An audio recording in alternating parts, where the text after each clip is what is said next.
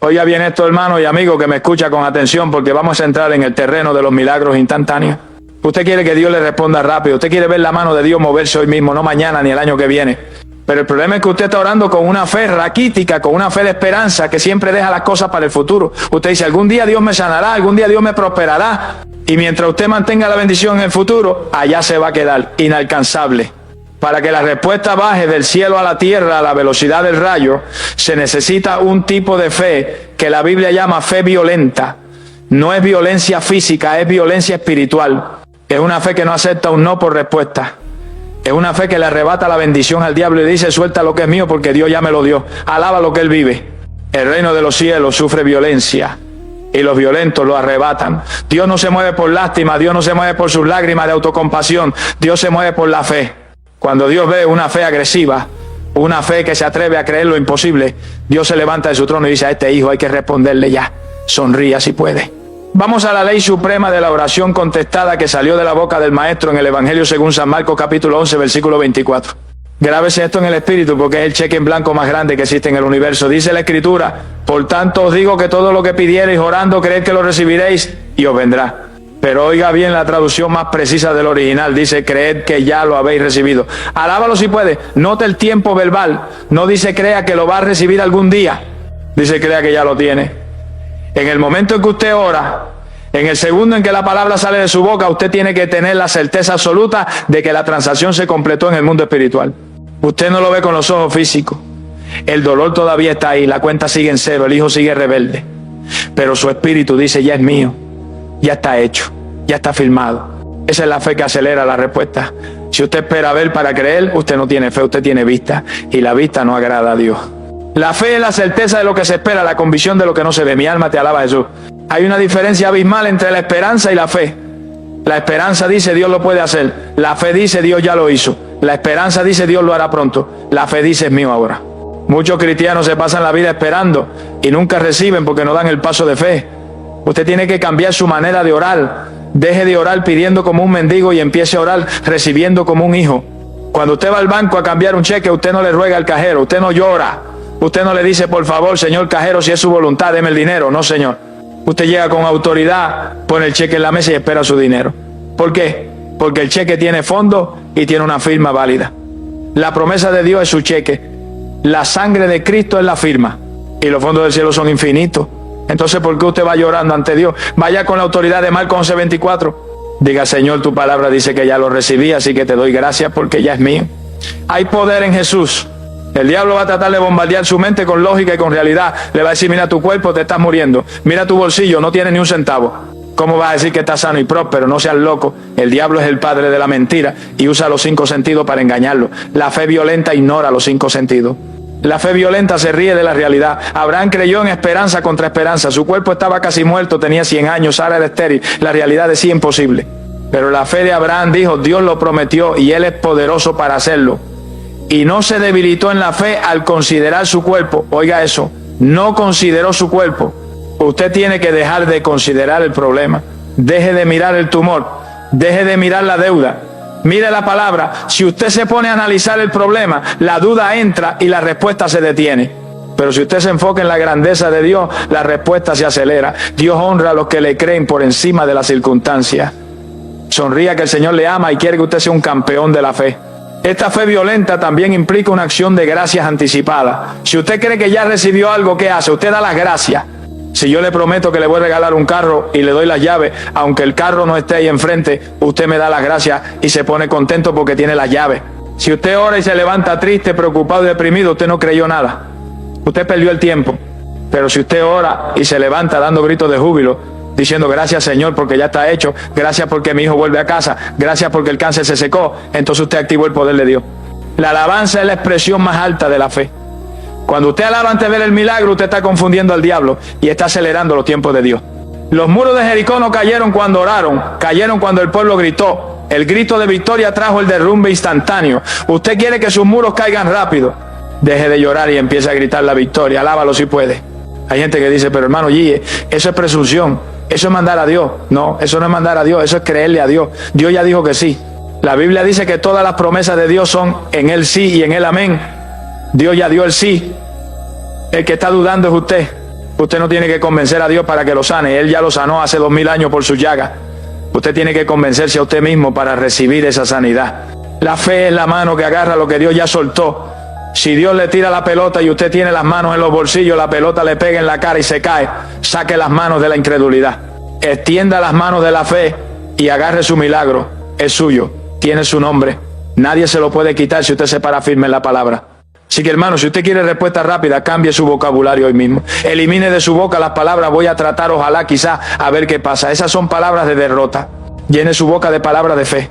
Diga todo lo puedo en Cristo. Diga mi Dios suplirá todo. Diga ninguna plaga tocará mi morada. Hable como Dios habla. Dios llama a las cosas que no son como si fuesen. Usted tiene la naturaleza de Dios en su espíritu. Use esa autoridad creativa. Párese frente a su problema y profetice la solución.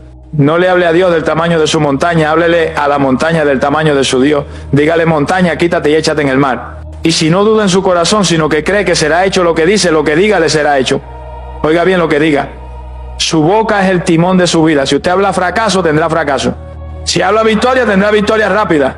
Yo quiero retarlo en esta hora. No espera sentir algo bonito. La fe no es sentimiento. Atrévase a creer ahora mismo. Piense en eso que usted necesita con urgencia. Póngale la mano en el espíritu. Y diga, Señor, conforme a Marcos 11:24, yo creo que ya lo recibí. Lo tomo ahora. Es mío. Y empiece a actuar como si ya lo tuviera. Si pidió sanidad, empiece a mover esa mano que no movía. Si pidió provisión, empiece a planificar como un administrador fiel. La acción desata la reacción del cielo. Dios está buscando gente atrevida, gente que no se conforme con las migajas, gente que se meta a la cocina de Dios y se sirve el banquete completo. Sea usted uno de esos violentos. Arrebate su milagro. La rapidez de la respuesta depende de la violencia de su fe. No deje para mañana lo que puede creer hoy. Hoy es el día de salvación. Hoy es el día de su milagro. Créalo, recíbalo y gócese, porque fiel es el que prometió, el cual también lo hará. Gloria a Dios. Aleluya. Escuche bien esto, porque aquí es donde se separa la paja del trigo y donde muchos cristianos se quedan estancados viendo cómo otros reciben milagros mientras ellos siguen esperando. Usted quiere velocidad en la respuesta, usted quiere que Dios corra a socorrerlo, pero usted camina a paso de tortuga cuando Dios le manda a obedecer. Hay una relación directa y matemática entre su obediencia y la rapidez de la respuesta de Dios. Si usted es lento para obedecer a Dios, no espere que Dios sea rápido para contestarle a usted. La obediencia radical es el acelerador de los milagros. Vivimos en una época de evangelio aguado, donde se le dice a la gente que solo tiene que creer y reclamar, y que no importa cómo vivan. Eso es una mentira del infierno. Dios no es un padrino alcahueta que le da dulce a los hijos rebeldes para que se callen. Dios es un padre responsable que premia la obediencia y disciplina la rebeldía. Si usted quiere tener cheque en blanco en el cielo y cobrarlo al instante, usted tiene que tener una vida que agrade al Padre en todo momento. Alaba lo que Él vive. La llave maestra que abre todas las puertas del cielo no es el grito, no es el ayuno, no es la vigilia, es la obediencia. Sonría si puede. Vamos a la constitución legal de la oración efectiva que está escrita en la primera carta de Juan, capítulo 3, versículo 22. Apréndaselo, escríbalo en el espejo de su baño y mírelo todos los días. Dice la Escritura, y cualquiera cosa que pidiéremos, analice la gramática divina de este versículo. Hay una promesa gigante, cualquiera cosa que pidiéremos la recibiremos. Eso suena maravilloso, pero luego viene la palabra porque. Esa palabra introduce la condición, la causa, la razón por la cual recibimos. Porque guardamos sus mandamientos. No dice porque somos simpáticos ni porque tenemos necesidad, dice porque obedecemos. Guardar los mandamientos no es tenerlos guardados en un libro, es vivirlo, es practicarlo, es cuidarlo como un tesoro. Si usted viola los mandamientos, si usted miente, si usted roba, si usted odia, si usted adultera, usted mismo le está poniendo el freno de mano a la respuesta de Dios. Usted está cerrando la ventanilla del banco celestial. Mi alma te alaba, Jesús. Y añade algo todavía más profundo. Y hacemos las cosas que son agradables delante de Él. Oiga la diferencia. Una cosa es obedecer la ley, lo que está escrito, y otra cosa es hacer lo que agrada. Esto habla de una relación de amor. Es como el esposo que no solo no engaña a su esposa porque la ley lo prohíbe, sino que le lleva flores, la trata con dulzura y busca sacarle una sonrisa porque la ama. Eso es agradar. Hay cristianos que cumplen lo mínimo, van al culto, diezman a veces y no matan a nadie, pero no hacen lo que agrada al corazón de Dios. No tienen comunión íntima, no tienen misericordia, no ganan almas. Agradar a Dios es buscar qué es lo que le hace sonreír al Padre y hacerlo. Cuando Dios ve a un hijo que se desvive por agradarlo, que se levanta de madrugada a adorarlo, que ayuda al necesitado, que vive en santidad, el corazón de Dios se derrite. Y cuando ese hijo pide algo, Dios dice, dáselo rápido, dáselo ya, porque este hijo me tiene contento, este hijo vive para mí. La complacencia de Dios acelera su mano. Hay poder en Jesús. Muchos se preguntan por qué Dios tarda tanto. Revise su nivel de obediencia. A veces Dios le dice, perdona a tu hermano, y usted tarda 3 meses en perdonar. Dios le dice, deja ese negocio sucio, y usted tarda 1 año en dejarlo. Dios le dice, háblale a tu vecino de Cristo, y usted nunca lo hace. Esa demora en obedecer es lo que demora su milagro. La obediencia tardía es desobediencia. Si usted le dice a su hijo, tráeme un vaso de agua, y el muchacho se lo trae 3 días después, eso no es obediencia, eso es una burla. Dios quiere obediencia al instante. Cuando usted tiene un espíritu pronto para obedecer, Dios tiene un espíritu pronto para responder. Abraham se levantó muy de mañana para sacrificar a Isaac. No lo pensó 2 veces. Por eso Dios le juró bendición al instante. La prontitud en el altar provoca prontitud en el trono. Si usted quiere que Dios vuele a su rescate, vuele usted a cumplir sus mandamientos. Sonría que el Señor le ama y quiere bendecirlo por su obediencia. El diablo quiere engañarlo diciéndole que la gracia cubre todo y que usted puede vivir como quiera. Eso es doctrina de demonio. La gracia nos da poder para obedecer, no permiso para pecar. Si usted usa la gracia como excusa para su carnalidad, usted está pisoteando la sangre de Cristo. Y Dios no contesta las oraciones de los que pisotean la sangre de su Hijo. La santidad no ha pasado de moda. Sin santidad nadie verá al Señor. Y sin santidad nadie verá la respuesta a sus oraciones. Usted tiene que limpiar su vida. Si hay pecado oculto, sáquelo hoy. Si hay desobediencia en el área financiera, arregle sus cuentas. Si hay desobediencia en el área familiar, ponga orden en su casa. Cuando usted alinea su vida con la palabra, se crea una autopista sin baches y sin obstáculos por donde viaja la bendición a toda velocidad. El semáforo se pone en verde, pero mientras haya desorden, el semáforo está en rojo. Y usted puede tocar la bocina, puede gritar, puede llorar, pero el semáforo no va a cambiar hasta que usted no se alinee con la ley de tránsito del cielo. Alaba lo que Él vive. Piense en esto como un sistema de crédito. La obediencia deposita fondos en su cuenta espiritual. La desobediencia retira fondos. Cuando usted va a girar un cheque de oración por un milagro grande, si su cuenta está en rojo por causa de su rebeldía, el cheque rebota, fondos insuficientes. Pero si usted está depositando obediencia, adoración, servicio y santidad, su cuenta está llena. Y cuando usted presenta el cheque, el cielo lo paga al portador y al instante. Jesús siempre fue escuchado por el Padre. ¿Por qué? Porque Él dijo, yo hago siempre lo que le agrada, siempre, no a veces. Esa es la meta. Si queremos los resultados de Jesús, tenemos que tener la obediencia de Jesús. No se conforme con ser un cristiano mediocre. Aspire a la excelencia en la obediencia. Sea radical. Sea fanático de la santidad. Que el mundo le diga loco, no importa. A los locos por Cristo es a los que Dios les entrega la llave del reino. Así que, hermano, yo los reto en esta hora a que haga un inventario de su obediencia. Pregúntese, ¿hay algo que Dios me pidió que hiciera y no lo he hecho? ¿Hay algún mandamiento que estoy violando conscientemente? Si el Espíritu Santo le señala algo, no se justifique, corra a hacerlo. Si tiene que pedir perdón, hágalo hoy.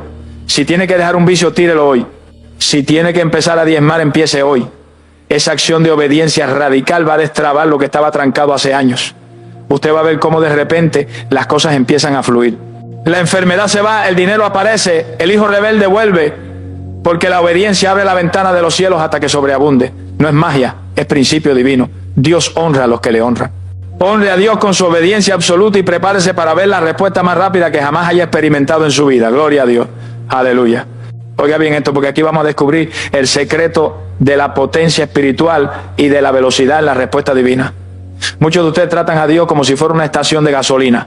Van cuando tienen el tanque vacío, echan un poquito de combustible los domingos y después se desaparecen toda la semana y viven su vida a su manera. Y cuando se les vuelve a acabar la gasolina o se les daña el carro en medio de la carretera, entonces gritan pidiendo auxilio y se quejan porque la grúa del cielo no llega rápido. Hermano, Dios no es un mecánico de emergencia, Dios es la fuente de la vida. Para que la respuesta fluya de manera instantánea y poderosa, tiene que haber una conexión ininterrumpida, una fusión total entre usted y Cristo. Usted no puede ser un cristiano de visita, usted tiene que ser un cristiano residente. Un cristiano que vive, come, duerme y respira en la presencia del Señor. Si usted se desconecta de la fuente de energía, es imposible que el bombillo prenda. Si usted corta la manguera, el agua deja de salir. La rapidez del milagro depende de la calidad de su conexión. Alaba lo que Él vive. Usted tiene que dejar de ser un turista en el reino de los cielos y convertirse en un habitante permanente de la gloria de Dios. Sonría si puede. Vamos a la Escritura que contiene la cláusula contractual más poderosa para obtener todo lo que se pida. Está en el Evangelio según San Juan capítulo 15, versículo 7. Jesús usa una analogía agrícola que cualquiera puede entender, pero que pocos viven. Dice la Escritura, si permanecéis en mí y mis palabras permanecen en vosotros, pedid todo lo que queréis y os será hecho. Alábalo si puedes. Desglosemos esta dinamita espiritual. La primera condición es si permanecéis en mí. La palabra permanecer significa quedarse, morar, habitar, echar raíces. Jesús se comparó con la vid, que es el tronco de la uva, y a nosotros con los pámpanos, que son las ramas. Una rama no visita el tronco un ratico por la mañana y después se va a pasear por el jardín. La rama está pegada, soldada, unida vitalmente al tronco las 24 horas del día. Si usted arranca la rama, se seca y muere. La savia, que es la vida, que es la respuesta, que es el poder, fluye del tronco a la rama porque hay unión. Si usted quiere que la savia de la bendición fluya rápido hacia su problema, usted tiene que estar pegado a Jesús. No puede haber ni una hoja de papel de distancia entre usted y el Señor. Mi alma te alaba, Jesús. Pero hay una segunda condición que es igual de vital y que la mayoría ignora. Y mis palabras permanecen en vosotros. Oiga bien, no dice si mi Biblia permanece en su mesa de noche llena de polvo.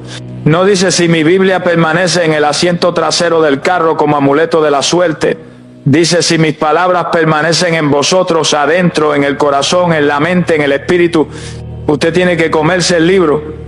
Usted tiene que saturarse de la Escritura. La palabra de Dios es el filtro que purifica sus peticiones. Si usted no tiene palabra adentro, usted va a pedir disparate, va a pedir cosas carnales, va a pedir venganza, va a pedir vanidades, y esas oraciones no tienen respuesta. Pero cuando la palabra de Dios habita en abundancia en su corazón, usted empieza a pensar como Dios piensa. Usted empieza a desear lo que Dios desea. Su voluntad se alinea con la voluntad del Padre. Y entonces cuando usted abre la boca para pedir, usted no está pidiendo un capricho suyo, usted está decretando la palabra que ya vive en usted. Y Dios tiene que respaldar su propia palabra. Dios no puede negarse a sí mismo. Por eso cuando usted permanece en Cristo, usted no va a querer nada que esté fuera de la voluntad de Dios. Usted no va a querer pecar. Usted no va a querer cosas sucias. Sus deseos se santifican. Sus anhelos se vuelven espirituales. Usted va a querer la salvación de las almas. Va a querer la sanidad de los enfermos. Va a querer la llenura del Espíritu Santo. Y como esas cosas son el corazón de Dios, la respuesta baja a la velocidad de la luz. El cielo está ansioso por responderle a un hijo que pide conforme al corazón del Padre. Si usted siente que Dios se tarda, revise qué tanto de la palabra hay en usted. Si usted se sabe más las canciones del mundo que los salmos de David, no espere milagros rápidos. La palabra es la materia prima del milagro. Alaba lo que él vive. El diablo sabe que un cristiano que conoce la palabra y vive en comunión es un peligro público para el infierno. Por eso trata de distraerlo, trata de mantenerlo ocupado para que no lea la Biblia. Trata de llenarle la mente de basura de la televisión y del internet para que la palabra no encuentre lugar. Si la palabra no permanece, la duda entra y la duda mata la oración. Pero cuando la palabra está firme, usted se para frente a la enfermedad y dice, escrito está que por su llaga fui curado, y la enfermedad tiene que irse. Usted se para frente a la escasez y dice, escrito está que mi Dios suplirá todo, y el dinero aparece. La palabra hablada por un creyente que permanece es como si Dios mismo la hablara. Tiene la misma autoridad, tiene el mismo peso en el mundo espiritual. Los demonios no le obedecen a usted porque sea bonito o feo, le obedecen porque reconocen la palabra de Dios en su boca y ven su conexión con el jefe supremo. Sonría que el Señor le ama y quiere darle autoridad. La permanencia elimina la ansiedad. Cuando usted está pegado a la vid, usted no se preocupa por si va a haber fruto o no. La rama no hace fuerza para dar uva. La rama simplemente deja que la savia fluya y las uvas salen solas. La oración contestada es el fruto natural de una vida de intimidad. Usted no tiene que gritar desesperado, usted no tiene que torcerle el brazo a Dios, usted simplemente fluye. Usted susurra una petición y el cielo se mueve. Es una relación de amor tan estrecha que antes de que la palabra llegue a su lengua, ya Dios la sabe y la contesta. Dice la Biblia en Isaías, y antes que clamen responderé yo, mientras aún hablan, yo habré oído. Esa es la velocidad que usted quiere. Respuesta antes del clamor. Eso es para los íntimos. Eso es para los que viven en el lugar santísimo. No se conforme con el atrio, entre profundo, permanezca, haga su nido en los brazos del Señor. Así que hermano, yo le invito hoy a que revise su conexión. Está el cable pelado, hay falsos contactos, se va la luz a cada rato. Arregle eso hoy. Dedique tiempo a estar con Jesús. No para pedirle cosas, sino para amarlo, para pegarse a Él. Dedique tiempo a leer la Biblia hasta que se le grabe en el alma. Memorice versículos. Llene su tanque espiritual. Y cuando usted esté lleno, cuando usted esté rebosando de la presencia y de la palabra, entonces pida lo que quiera, pida en grande, pida cosas imposibles.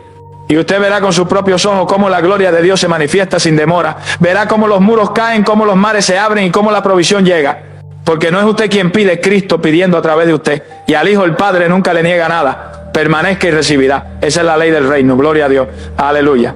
Oiga bien esto, porque vamos a entrar en una dimensión de la oración que rompe la barrera del sonido y la barrera del tiempo. Hay gente que cree que para que Dios responda rápido hay que gritar muy duro o hay que usar palabras muy elegantes.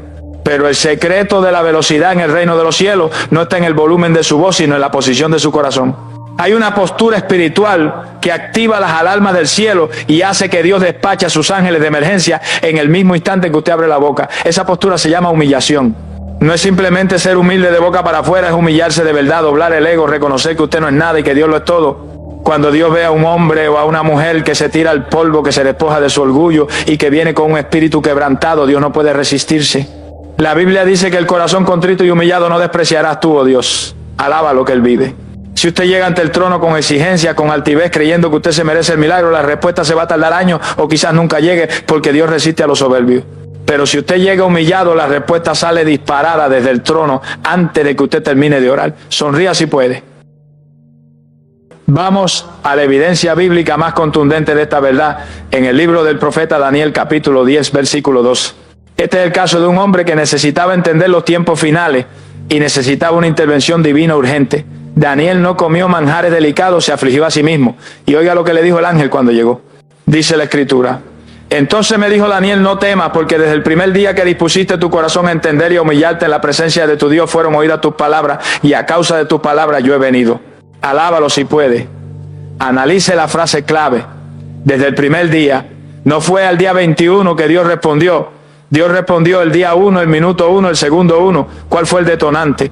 Dice la palabra que dispusiste tu corazón a humillarte. La humillación fue el acelerador. En el momento en que Daniel dobló sus rodillas y afligió su alma en ayuno, el cielo dio la orden de salida. El ángel Gabriel salió volando con la respuesta. Hubo una guerra en los aires, sí, el príncipe de Persia se opuso, pero la respuesta ya había sido enviada. Dios no tardó, Dios respondió al instante. Mi alma te alaba, Jesús. Hay muchos cristianos que oran con una arrogancia que asusta. Se paran delante de Dios como si fueran los dueños del universo, decretando y declarando cosas sin someterse a la soberanía divina. Yo decreto el carro nuevo, yo decreto la casa. Y se olvidan de decir si Dios quiere o hágase tu voluntad. Esa falta de reverencia, esa falta de temor de Dios retrasa la bendición. Usted no le da órdenes a Dios. Usted le suplica al Padre. Cuando usted se humilla, usted está reconociendo que depende totalmente de la misericordia. Y la misericordia de Dios es rápida. La justicia puede tardar, pero la misericordia corre. El ciego Bartimeo no se puso a discutir teología ni a reclamar derechos. Él gritó: Jesús, hijo de David, ten misericordia de mí. Y Jesús se detuvo al instante y lo sanó. La humillación atrae la atención del rey. Si usted quiere que Dios lo mire entre la multitud de millones que están orando ahora mismo, hágase pequeño. El que se enaltece será humillado y el que se humilla será enaltecido. Hay poder en Jesús. Usted tiene que entender que la humillación es un arma de guerra. Cuando usted se humilla, usted se despoja de su propia fuerza y se viste de la fuerza de Dios. El ayuno es una forma física de humillar el alma, dice el Salmo 35. Afligí con ayuno mi alma. ¿Por qué ayunamos? No es para hacer huelga de hambre para que Dios nos tenga lástima. Ayunamos para decirle a nuestra carne, tú no mandas aquí. Ayunamos para decirle a nuestro orgullo, tú te mueres hoy. Cuando usted le presenta a Dios un cuerpo y un alma humillado por el ayuno y la oración, el cielo se conmueve. Daniel ayunó 3 semanas y el ángel le dijo: tú eres muy amado. La humillación lo hace a usted amado en el cielo. Dios tiene una debilidad santa por los humildes. Él habita en las alturas y la santidad y con el quebrantado y humilde de espíritu. Oiga eso. Dios baja de su trono para meterse en el corazón del humilde. Y si Dios está ahí, la respuesta está ahí. Alaba lo que Él vive. El diablo odia la humildad porque él cayó por orgullo. El pecado original de Satanás fue la soberbia, quiso ser igual a Dios. Por eso cuando él ve a un cristiano orgulloso, él dice: este es de los míos, este habla mi idioma y tiene derecho legal para estorbar sus oraciones. Pero cuando el diablo ve a un cristiano humillado que reconoce su falta, que pide perdón, que no se cree gran cosa, el diablo no sabe qué hacer. La humildad es un repelente contra demonios. Satanás no puede tocar al que está bajo la poderosa mano de Dios. Humillaos pues bajo la poderosa mano de Dios, y Él os exaltará cuando fuere tiempo. La exaltación es la respuesta. La exaltación es el milagro. Pero primero viene la bajada. Usted quiere subir a la cima de la victoria, tiene que bajar primero al valle de la humillación. No hay resurrección sin muerte, no hay corona sin cruz. Si usted se salta la humillación, se salta la respuesta. Mira, el rey Acab, uno de los reyes más malos de Israel, hizo lo malo ante los ojos de Jehová, vendiéndose para hacer lo malo. Y Dios decretó juicio contra él y contra su casa. Pero dice la Biblia que cuando Acab oyó las palabras del profeta Elías, rasgó su vestido, puso cilicio sobre su carne, ayunó y anduvo humillado. Y vino palabra de Jehová a Elías diciendo: ¿no has visto cómo Acab? Dios cambia la sentencia cuando ve humillación genuina. Sonría, que el Señor le ama y es rico en piedad. Así que, hermano, la próxima vez que vaya a orar por una necesidad urgente, no empiece pidiendo cosas. Empiece humillándose. Empiece pidiendo perdón. Empiece reconociendo la grandeza de Dios y su propia pequeñez. Dígale, Señor, soy polvo y ceniza, como dijo Abraham. Dígale, Señor, no soy digno de que entre bajo mi techo, como dijo el centurión. Esa actitud acelera el corazón de Dios. El centurión le dijo a Jesús, no vayas a mi casa, di la palabra solamente. Y Jesús se maravilló y dijo, ni aún en Israel he hallado tanta fe. La fe del centurión estaba envuelta en humildad. La fe arrogante es presunción. La fe humilde es poder puro. Si usted mezcla fe con humildad, usted tiene la dinamita que rompe la roca. Usted tiene la llave que abre el tesoro. Yo lo invito en esta hora que haga la prueba. Olvídese de sus títulos. Olvídese de sus años en el Evangelio. Olvídese de lo que usted cree que sabe. Venga como un niño. Venga como un necesitado. Y dígale al Señor, Padre, aquí estoy sin argumentos, sin pretensiones, solo confiando en tu amor. Disponga su corazón desde el primer momento. Y le aseguro por la palabra eterna que antes de que usted termine de hablar, el ángel ya habrá salido con la encomienda. La respuesta vendrá volando. Puede que haya batalla en el camino, puede que el príncipe de Persia se oponga, pero la victoria es segura porque la orden salió del trono en el instante mismo de su humillación. Dios no tarda para el humilde. Dios corre al encuentro del hijo que regresa a casa con la cabeza baja. Levántese del polvo y reciba su milagro, porque la humillación es la puerta de la exaltación. Gloria a Dios. Aleluya. Oiga bien esto, porque aquí vamos a tocar el nervio central de la perseverancia, que mueve la mano de Dios a una velocidad sobrenatural. Hay una enfermedad terrible en la iglesia de hoy que se llama la cultura del microondas. La gente quiere orar 2 minutos y que el milagro baje caliente y listo para comer. Y si Dios no responde a la primera, se cansan, se frustran y dicen que esto no funciona. Pero la Biblia nos enseña que hay un tipo de oración que provoca una respuesta pronta, una respuesta acelerada, pero esa respuesta es el resultado de una presión constante, de una insistencia santa que no acepta un no por respuesta. Es el clamor de los escogidos. Usted no es cualquier cosa, usted es un escogido de Dios. Y como escogido, usted tiene el derecho legal de presentarse ante el tribunal del cielo y exigir justicia contra el diablo que lo está atormentando. Pero ese tribunal requiere que usted presente su caso día y noche. No es una visita de cortesía, es un asedio espiritual. Usted tiene que rodear el trono de la gracia con sus oraciones hasta que Dios diga, basta, voy a bajar y voy a arreglar esto ahora mismo. Alaba lo que Él vive. Si usted se rinde antes de tiempo, usted aborta el milagro. Pero si usted persiste, la respuesta vendrá y vendrá prontamente. Sonría si puede. Vamos a la parábola poderosa que Jesús contó para enseñarnos que es necesario orar siempre y no desmayar, registrada en el Evangelio según San Lucas capítulo 18, versículos 7 y 8. Aquí Jesús nos presenta el contraste entre un juez injusto que no temía a Dios ni respetaba a hombre y nuestro Padre Celestial que es todo amor y justicia. Si el juez malo hizo justicia a la viuda solo porque ella lo tenía cansado con su insistencia, ¿cuánto más hará Dios? Dice la Escritura. ¿Y acaso Dios no hará justicia a sus escogidos que claman a Él día y noche? Se tardará en responderles. Os digo que pronto les hará justicia, pero cuando venga el Hijo del Hombre hallará fe en la tierra. Alábalo si puede. Analice la promesa. Os digo que pronto les hará justicia. La palabra pronto aquí significa de repente, con velocidad, sin demora innecesaria. Pero esa prontitud está ligada a una acción previa, el clamor de día y de noche. Es una ecuación divina. A mayor intensidad y constancia en el clamor, mayor velocidad en la respuesta de justicia. Mi alma te alaba, Jesús. Usted tiene que identificar quién es su adversario. La viuda decía, hazme justicia de mi adversario. Su adversario no es su suegra, no es su jefe, no es el gobierno. Su adversario es Satanás y su demonio. Es el espíritu de enfermedad. Pero el punto clave aquí es el claman a Él día y noche. Esto habla de una vida de oración, no de un evento de oración. Hay gente que ora muy bonito el domingo, pero el lunes ni se acuerdan de Dios. Eso no es clamar día y noche. Clamar día y noche es mantener el espíritu conectado todo el tiempo. Es levantarse en la mañana y decir, Señor, hazme justicia. Es ir en el carro y decir, Señor, reprendo al devorador. Es acostarse en la noche y decir, Señor, guarda mi casa. Es una gotera continua. ¿Usted ha visto lo que hace una gota de agua cayendo sobre una roca? Al principio parece que no hace nada, pero con el tiempo la gota parte la roca en dos. Su oración persistente es esa gota. El problema puede parecer una roca dura, una montaña inmovible, pero si usted sigue dejando caer la gota de la oración día tras día, noche tras noche, va a llegar el momento del quiebre. La roca se va a partir, la resistencia del diablo se va a romper y la respuesta va a brotar como un río. Alaba lo que Él vive. Jesús termina con una pregunta que nos debe sacudir el alma. Cuando venga el Hijo del Hombre hallará fe en la tierra. ¿Por qué Jesús habla de fe en medio de una enseñanza sobre la persistencia? Porque la persistencia es la evidencia de la fe. Si usted ora una vez y se rinde, usted no tenía fe, usted tenía un deseo. La fe verdadera sabe que Dios es fiel y por eso no se mueve. La fe es como un perro pitbull que muerde la presa y traba la mandíbula y no la suelta aunque le den con un palo. Usted tiene que tener esa fe de pitbull. Agarre la promesa de Dios y no la suelte. Que el diablo le diga que no va a pasar nada, usted apriete más. Que las circunstancias se pongan peores, usted apriete más. Esa terquedad santa es lo que Jesús llama fe. Y esa es la fe que acelera los tiempos. Dios mira desde el cielo y dice, mira a esa mujer, mira a ese hombre, no se cansan, no se callan, creen de verdad que yo lo voy a hacer. Y entonces Dios dice, hágase conforme a tu fe, y el milagro sucede. Sonría que el Señor le ama y premia la constancia. Hay un misterio en la acumulación de las oraciones.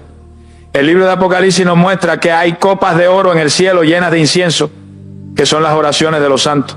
Cada vez que usted ora, usted está echando incienso en la copa.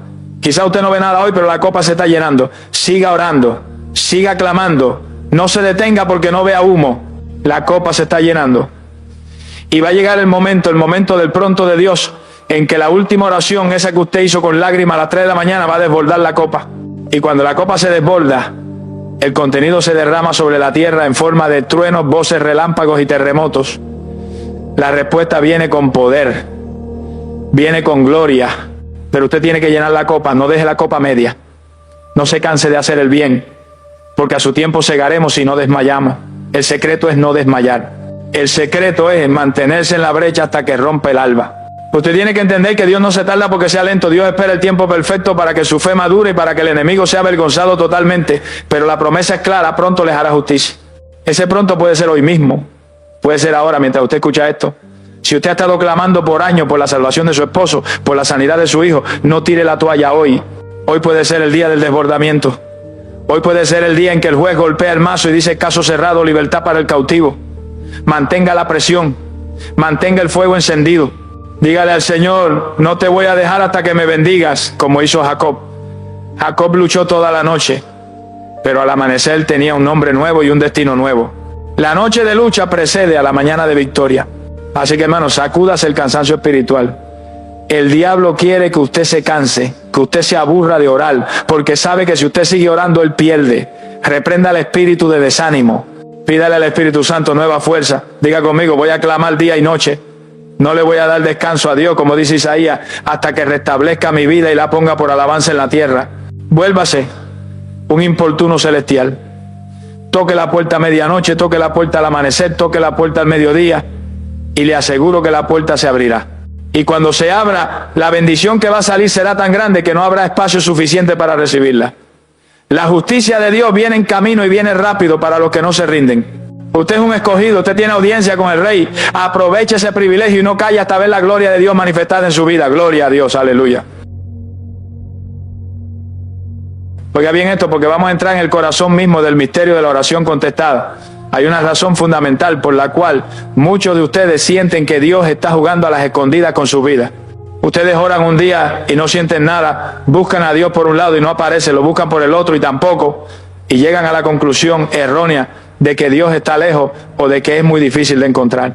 Pero la realidad es que Dios no está lejos de ninguno de nosotros. El problema es la intensidad y la integridad de su búsqueda. Usted quiere encontrar a Dios, usted quiere que Él le responda rápido, pero usted lo está buscando con un corazón dividido. Una parte de su corazón busca a Dios y la otra parte busca al mundo. Una parte quiere santidad y la otra parte quiere pecado. Y Dios, que es un Dios de totalidades, no se deja encontrar por gente que le ofrece pedazos de su vida. La respuesta rápida, el encuentro glorioso y la manifestación de su poder están reservados exclusivamente para aquellos que ponen toda la carne en el asador, que se lanzan sin paracaídas y que lo buscan con la desesperación de un náufrago que busca aire. Alaba lo que él vive. Mientras usted guarde una reserva, mientras usted tenga un plan B, por si Dios falla, usted no va a encontrar nada. Dios se revela a los que queman las naves y dice, Señor, ¿eres tú o me muero? Sonría si puede. Vamos a la garantía firmada por el puño y letra del Todopoderoso en el libro del profeta Jeremías, capítulo 29, versículo 13. Apréndaselo, digiéralo y vívalo, porque aquí está la llave de su victoria. Dice la Escritura, y me buscaréis y me hallaréis, porque me buscaréis de todo vuestro corazón. Alábalo si puedes. Analice cada palabra de esta sentencia divina. Primero dice, y me hallaréis. Eso es una promesa absoluta. No dice, tal vez me halléis. No dice, quizás aparezca. Dice, me hallaréis. Encontrar a Dios es encontrar la respuesta. Encontrar a Dios es encontrar la sanidad. Encontrar a Dios es encontrar la provisión. Todo lo que usted necesita está en Él. Pero luego viene la condición innegociable, porque me buscaréis de todo vuestro corazón. Oiga bien, de todo. No dice con la mitad, no dice con el 99%. Dice con todo. todo significa que no hay rincones oscuros para el diablo. Todo significa que su mente, su voluntad y sus emociones están enfocadas como un rayo láser en la persona de Jesús. Si hay una grieta por donde se escapa su amor hacia el mundo, por esa grieta se escapa la respuesta y Dios se esconde hasta que usted tape esa fuga. Mi alma te alaba, Jesús. Hay una diferencia abismal entre buscar a Dios y buscar las manos de Dios. La mayoría de los cristianos hoy en día son buscadores de manos. Buscan lo que Dios puede darle. Buscan el milagro, buscan el dinero, buscan el alivio, pero no buscan su rostro, no buscan conocerlo a Él, no buscan su santidad. Son como la multitud que seguía a Jesús solo porque le dio de comer panes y peces. Y cuando Jesús les habló duro, se fueron. Si usted busca a Dios por interés, usted es un mercenario espiritual y Dios no tiene comunión con mercenarios. Pero cuando usted lo busca a Él por quien Él es, cuando usted le dice, Señor, aunque no me des nada, te amo, aunque no me sanes, te sigo, aunque me vaya mal, te sirvo, entonces usted toca la fibra más sensible del corazón de Dios. Esa búsqueda genuina, esa búsqueda de veras provoca una respuesta inmediata. Dios dice, aquí hay alguien que me ama de verdad, aquí hay alguien que no es un hipócrita, voy a manifestarme a Él. El que me ama será amado por mi Padre y yo le amaré y me manifestaré a Él. Esa manifestación es la respuesta rápida que usted anhela. Hay poder en Jesús. Usted tiene que entender que Dios es un Dios celoso. Él no acepta compartir el trono de su corazón con los ídolos de este siglo. Si usted tiene el corazón lleno de fútbol, lleno de novelas, lleno de política, lleno de afanes y le deja a Dios un rinconcito de 5 minutos antes de dormir, no pretende encontrarlo. Dios es demasiado grande para caber en un rincón. Él exige la casa entera. Buscarlo con todo el corazón implica una pasión devoradora. Implica que Él se convierte en su obsesión. Usted se levanta pensando en Él, se acuesta pensando en Él, trabaja para Él. Cuando usted llega a ese nivel de intensidad donde Dios es su todo, entonces la barrera del tiempo se rompe. La respuesta no tarda porque ya no hay obstáculos en el camino. La tubería está limpia, la conexión es directa. Muchos se quejan de que Dios tarda, pero es que ellos tardan en entregarle todo el corazón. En el momento en que usted se rinde totalmente, en ese mismo momento Dios se hace presente. La demora no es de Dios, la demora es su resistencia a entregarse por completo. Sonríe que el Señor le ama y lo quiere todo para Él. El diablo sabe que si usted busca a Dios a media, usted es inofensivo. Un cristiano tibio no asusta a nadie. Por eso el diablo no le impide ir a la iglesia, solo le impide que entregue el corazón. Él le dice, ve al culto, canta, pero no te comprometa, no seas fanático, guarda un poco de tu vida para ti. Esa es la trampa mortal. La tibieza es la anestesia del infierno. Pero Dios está levantando una generación de buscadores radicales. Gente como David que decía, mi alma tiene sed de ti, mi carne te anhela. Gente como Jacob que peleó toda la noche y dijo, no te soltaré hasta que me bendiga. Esa clase de búsqueda violenta y total es la que abre los cielos. Si usted quiere ver milagros que nadie ha visto, tiene que buscar a Dios como nadie lo ha buscado. Tiene que apagar el televisor, tiene que cerrar el Facebook, tiene que desconectarse del mundo y encerrarse con Él hasta que su gloria caiga. No hay atajos. El precio de la presencia es la totalidad de su ser. Alaba lo que Él vive. Mire el ejemplo de la mujer del flujo de sangre. Ella había gastado todo lo que tenía en médico y no le sirvió de nada. Pero cuando oyó de Jesús se dijo a sí misma, si tan solo tocar el borde de su manto seré salva. Ella no fue a probar suerte. Ella fue con todo el corazón. Ella se metió entre la multitud, empujó, se arrastró, no le importó la ley que la declaraba inmunda, no le importó el qué dirán. Su búsqueda fue total, fue desesperada, fue de vida o muerte. Y en el instante en que tocó el manto, al instante, dice la Biblia, la fuente de su sangre se secó. La respuesta fue inmediata. ¿Por qué? Porque su búsqueda fue con todo el corazón. Jesús sintió que salió poder de Él. Una búsqueda media no saca poder de Jesús. Una búsqueda religiosa no saca poder. Solo la búsqueda apasionada y total extrae la virtud del Maestro. Si usted quiere que el poder salga y lo sane, tiene que tocarlo con esa misma determinación. Tiene que romper con la multitud de pensamientos y dudas y llegar hasta el borde de su manto. Así que, hermano, hoy es el día de revisar su termómetro espiritual. ¿Qué tan caliente está su búsqueda? ¿Qué tanto espacio ocupa Dios en su agenda y en sus afectos? Si usted se da cuenta de que le ha estado dando a Dios las obras de su tiempo y de su amor, arrepiéntase hoy mismo. Pídale perdón por su indiferencia y tome la decisión de buscarlo de veras. Dígale, Señor, a partir de hoy tú eres mi prioridad número 1. A partir de hoy te buscaré en la mañana, al mediodía y en la noche. Te buscaré en la palabra, te buscaré en el ayuno, te buscaré en el servicio. Y le prometo, basado en la fidelidad de Jeremías 29:13, que usted lo va a encontrar. Y cuando lo encuentre, se dará cuenta de que Él nunca estuvo escondido, solo estaba esperando que usted tuviera los ojos de su corazón abiertos y enfocados solo en Él. La respuesta rápida está garantizada para el buscador integral. No se conforme con menos, busque todo de Dios y recibirá todo de Dios. Gloria a Dios, aleluya. Y finalmente llegamos a la cumbre de la montaña de la oración, al arma secreta que nos garantiza el acceso inmediato a los recursos ilimitados del cielo. Todo lo que hemos hablado anteriormente, la fe, la obediencia, la permanencia, la humillación, la perseverancia y la búsqueda de corazón son los pasos que nos preparan para este momento supremo. Pero el sello de garantía, la firma legal que valida el cheque y hace que los fondos se liberen al instante, es el nombre que es sobre todo nombre. Usted puede tener mucha fe, mucha santidad, pero si usted no sabe usar la autoridad legal del nombre de Jesús, usted es como un policía sin placa o como un embajador sin credenciales. El mundo espiritual no responde a sus gritos ni a sus lágrimas, responde a la autoridad. Y la autoridad máxima en el cielo, en la tierra y debajo de la tierra reside en el nombre de Jesús. Cuando usted aprende a usar ese nombre no como una muletilla religiosa, sino como un instrumento de poder legal, usted verá como las puertas de bronce se rompen y los cerrojos de hierro se hacen pedazos ante sus ojos a una velocidad que lo dejará asombrado. Alaba lo que él vive. El nombre de Jesús es el acelerador divino que pone a trabajar a todo el ejército celestial a su favor. Sonría si puede. Vamos a la declaración de poder ejecutivo que hizo el mismo Señor Jesucristo antes de ir a la cruz. En el Evangelio según San Juan capítulo 14, versículos 13 y 14. Apréndaselo, vívalo y úselo con temor y temblor, dice la Escritura.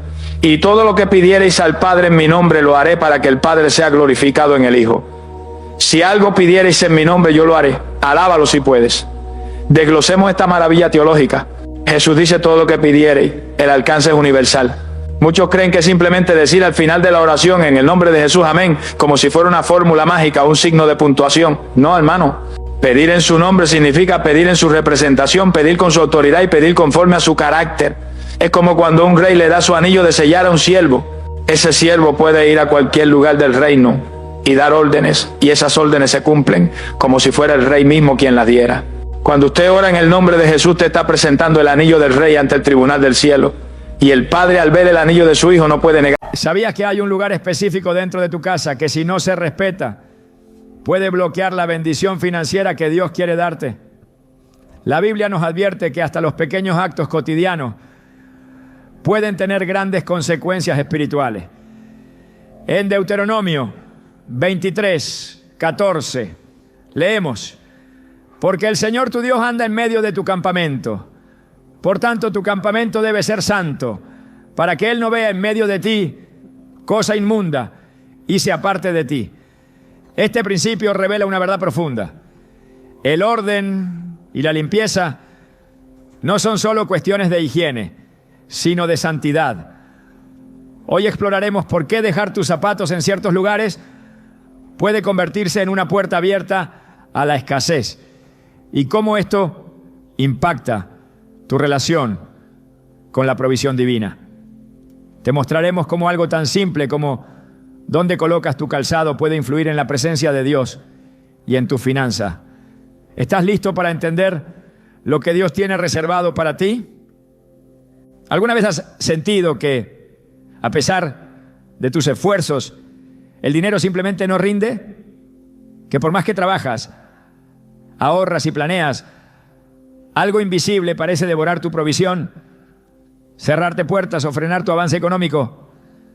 Tal vez incluso has notado cómo tu hogar, aunque lleno de amor, parece estar atrapado en un ciclo de escasez o estancamiento.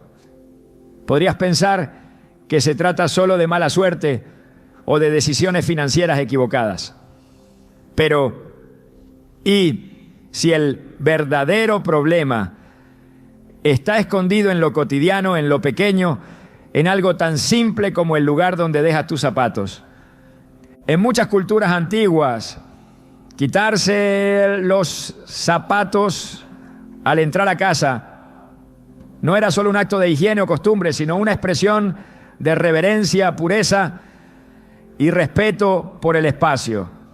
La Biblia no lo menciona como una regla doméstica, pero sí nos ofrece una revelación profunda sobre la santidad del entorno y cómo pequeños gestos físicos pueden tener un impacto espiritual gigantesco. En Éxodo 3:5, Dios le dice a Moisés desde la zarza ardiente: no te acerques más, le dijo Dios.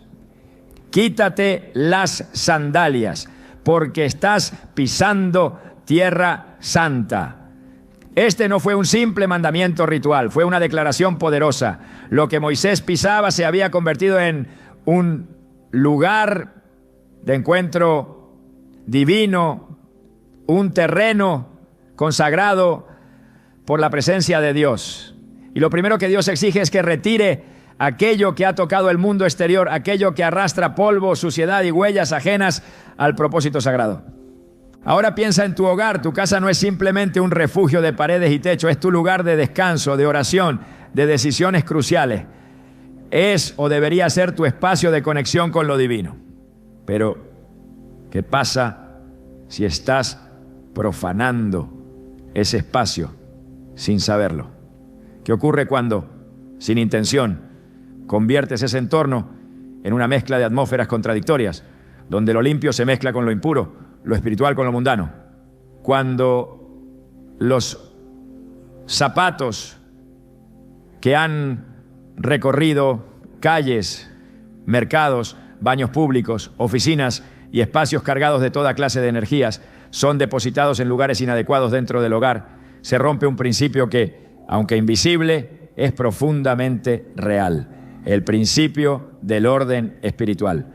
Muchas personas viven bajo un techo en apariencia tranquilo, pero enfrentan constantes conflictos, tensiones inexplicables, ansiedad nocturna y una sensación persistente de que la bendición no fluye.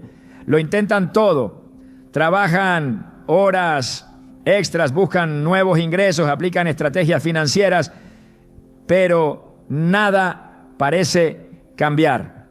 La Biblia nos ofrece una clave en Deuteronomio 23:14. Porque el Señor tu Dios anda en medio de tu campamento para librarte y entregarte a tus enemigos delante de ti. Por tanto, tu campamento debe ser santo. No sea que Él vea en ti alguna cosa indecente y se aparte de ti. ¿Te das cuenta del poder de esta declaración?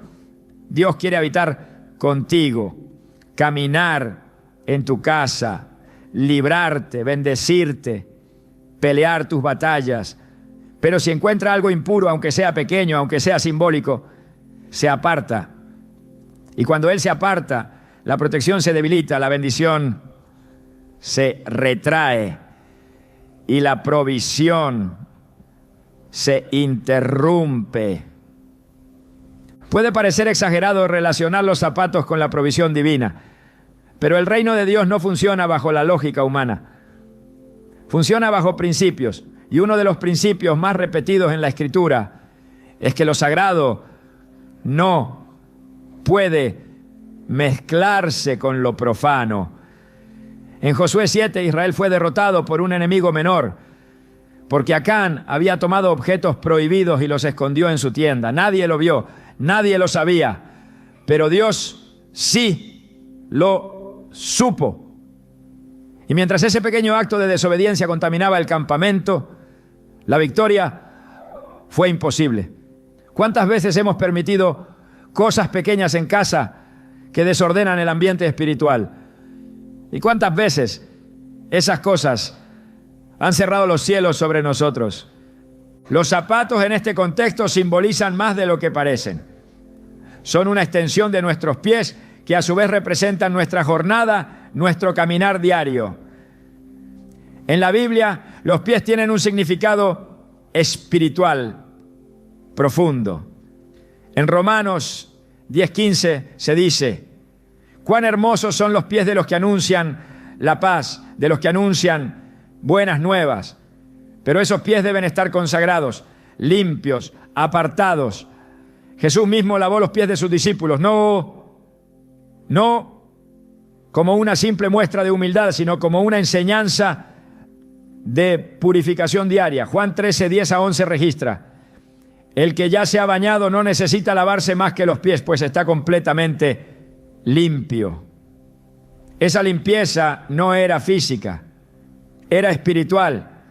Jesús sabía que al caminar por este mundo, los discípulos entrarían en contacto con el polvo, la suciedad, el sistema corrompido del entorno, y por eso debían limpiarse, desprenderse de toda carga adquirida en el camino. Cuando llegas a casa y dejas los zapatos en un lugar inapropiado, como dentro del dormitorio, cerca de espacios de oración o meditación, o amontonados en la entrada sin orden ni intención, no solo introduces el polvo literal del mundo exterior, sino una representación espiritual de todo aquello que el alma absorbió fuera. Preocupaciones, estrés, ambientes cargados, pensamientos ajenos a Dios. Es una transferencia simbólica, pero con implicaciones reales. Como cuando llevamos una carga invisible sobre los hombros y no entendemos por qué sentimos pesadez espiritual en un espacio que debería darnos descanso. Muchos hogares han perdido la bendición simplemente porque han dejado de tratarlos como espacios santos. Se ha normalizado que los objetos, costumbres y hábitos del mundo entren sin filtro. Se tolera el desorden, el ruido, la impureza visual y auditiva. Y en medio de todo eso, también se ignoran las pequeñas prácticas que parecen insignificantes, como los zapatos mal ubicados.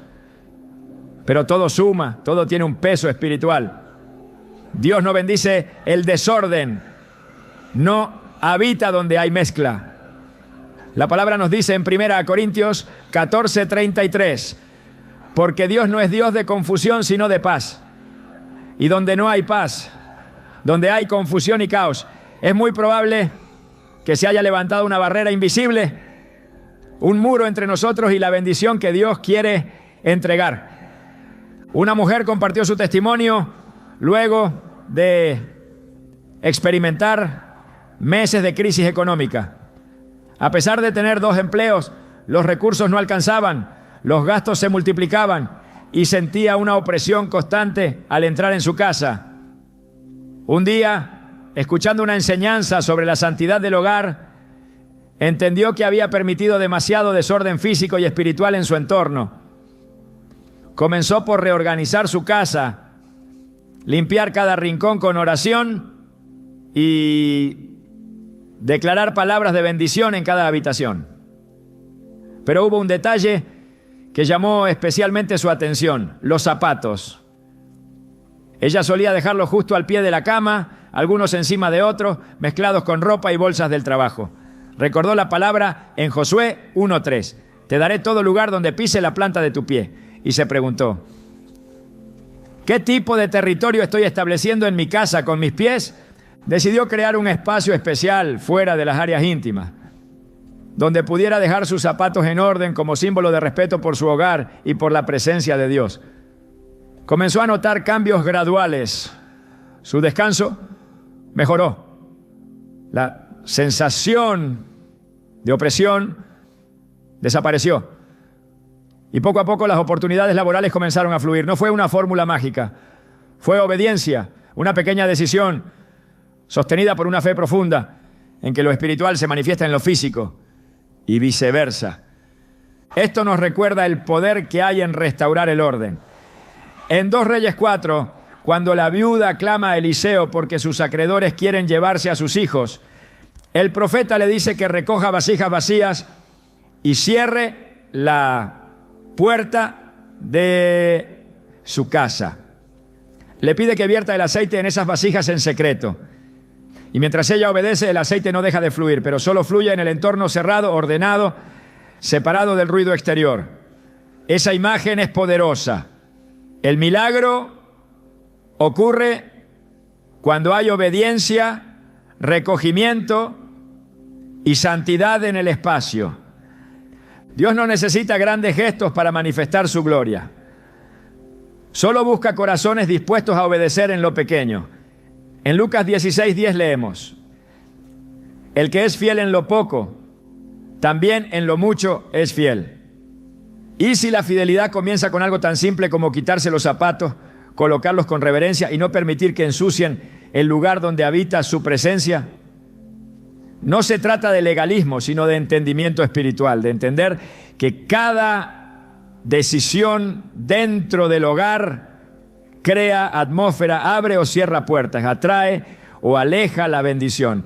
El lugar donde dejas tus zapatos habla mucho más de ti de lo que imaginas. Es un reflejo de cómo recibes la paz, cómo tratas la provisión, cómo respetas lo sagrado. Y cuando comienzas a alinear lo pequeño con la voluntad de Dios, verás cómo lo grande empieza a fluir. El orden espiritual es la base de la abundancia. Y todo comienza por los pies. Cuando hablamos de pobreza espiritual, emocional o financiera, muchas veces imaginamos causas visibles, malas decisiones, falta de oportunidades, errores del pasado o incluso ataques espirituales directos. Pero hay una dimensión más sutil y menos atendida. Una causa silenciosa que muchas veces pasa desapercibida: el desorden. No nos referimos solo al desorden visual o doméstico, sino a un tipo de caos que tiene implicaciones espirituales profundas. En la Biblia, el desorden nunca ha sido terreno fértil para la bendición. Donde hay confusión, hay ausencia de dirección divina. Donde reina el caos, el enemigo encuentra espacio para operar. Y el hogar, cuando no está en orden, se convierte en una puerta abierta a esa operación destructiva. En Génesis 1:2 leemos: la tierra estaba desordenada y vacía, y las tinieblas estaban sobre la faz del abismo. El primer cuadro que nos presenta la Escritura del mundo antes de la intervención divina es un estado de desorden, vacío y oscuridad. Fue entonces cuando Dios habló. Lo primero que hizo fue separar, poner límites, establecer estructura. La luz fue separada de las tinieblas, las aguas fueron divididas. Los cielos, los mares y la tierra fueron colocados en sus respectivos lugares. Nada de lo que creó fue dejado al azar. Todo fue intencional, preciso y lleno de propósito. Y fue solamente después de que el orden fue restaurado que Dios declaró: y vio Dios que era bueno. Eso nos enseña que el desorden no solo es improductivo, sino que es contrario a la naturaleza misma de Dios. Cuando un hogar vive en desorden, sin estructura, sin armonía ni intención espiritual, se convierte en una plataforma que refleja la condición interna de quienes lo habitan. El entorno físico siempre es un espejo del entorno espiritual. La suciedad acumulada, los objetos fuera de lugar, las cosas amontonadas, sin propósito, no son solo detalles estéticos. Son símbolos tangibles de puertas abiertas al desánimo, la confusión, la ansiedad y, sí, también a la escasez. En 1 Corintios 14:40, el apóstol Pablo escribe con claridad: pero hágase todo decentemente y con orden. Este no es un consejo opcional, es una directriz divina. Todo en la vida de un hijo de Dios debe reflejar orden, porque el orden atrae la presencia del Espíritu Santo y mantiene alejado al enemigo. El enemigo busca caos porque el caos distorsiona la percepción. Cuando todo está fuera de lugar, los sentidos se saturan, el pensamiento se nubla y la claridad espiritual se pierde. En ese contexto es más fácil tomar malas decisiones, olvidar prioridades, dejar de orar o simplemente sentir una carga constante en el ambiente. Es como si el alma se sintiera atrapada sin poder respirar con libertad. Y aunque esto parezca un simple problema de organización, su raíz es espiritual. Dios diseñó al ser humano para habitar en entornos de armonía, donde todo tenga un propósito y un lugar. Lo vemos reflejado en el diseño del tabernáculo en el desierto, donde cada elemento tenía una ubicación exacta, un uso específico y un significado espiritual profundo. Nada era arbitrario, nada se dejaba al azar. Cuando llevamos este principio al hogar, entendemos que dejar zapatos, ropa, objetos o cualquier cosa fuera de su lugar no es solo una falta de cuidado, sino una interrupción del fluir espiritual. Es introducir un lenguaje de caos dentro de un espacio que fue diseñado para la paz. Y cuando ese caos se vuelve constante, se produce una contaminación espiritual que empieza a manifestarse en otras áreas de la vida. El enemigo no necesita una gran entrada para operar, le basta con una rendija. Y el desorden habitual en casa es una de esas rendijas que con el tiempo se convierten en portales abiertos al desgaste emocional, al conflicto relacional y a la pérdida financiera.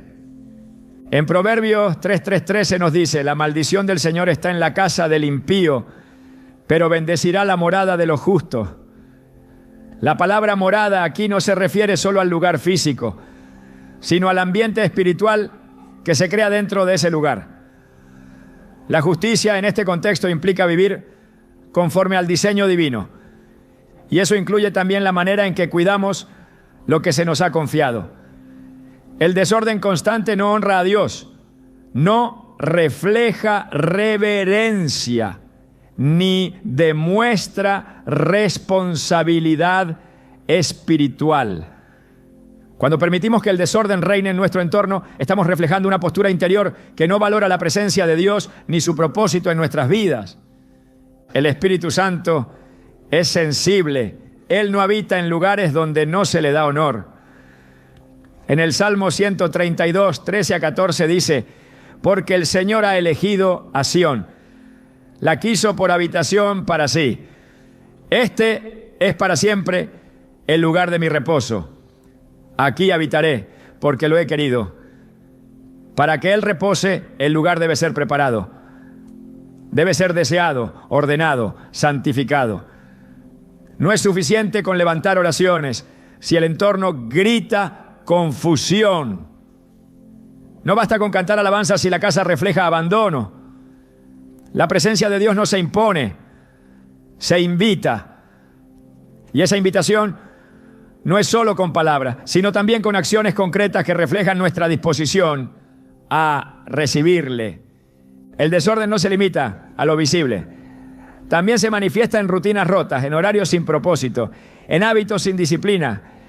Cuando una persona no sabe a qué hora se acuesta, no tiene claridad sobre su día, permite interrupciones constantes y vive a la deriva. Ese estilo de vida también se traslada al mundo espiritual. Y una vida sin estructura espiritual es un campo fértil para la pobreza.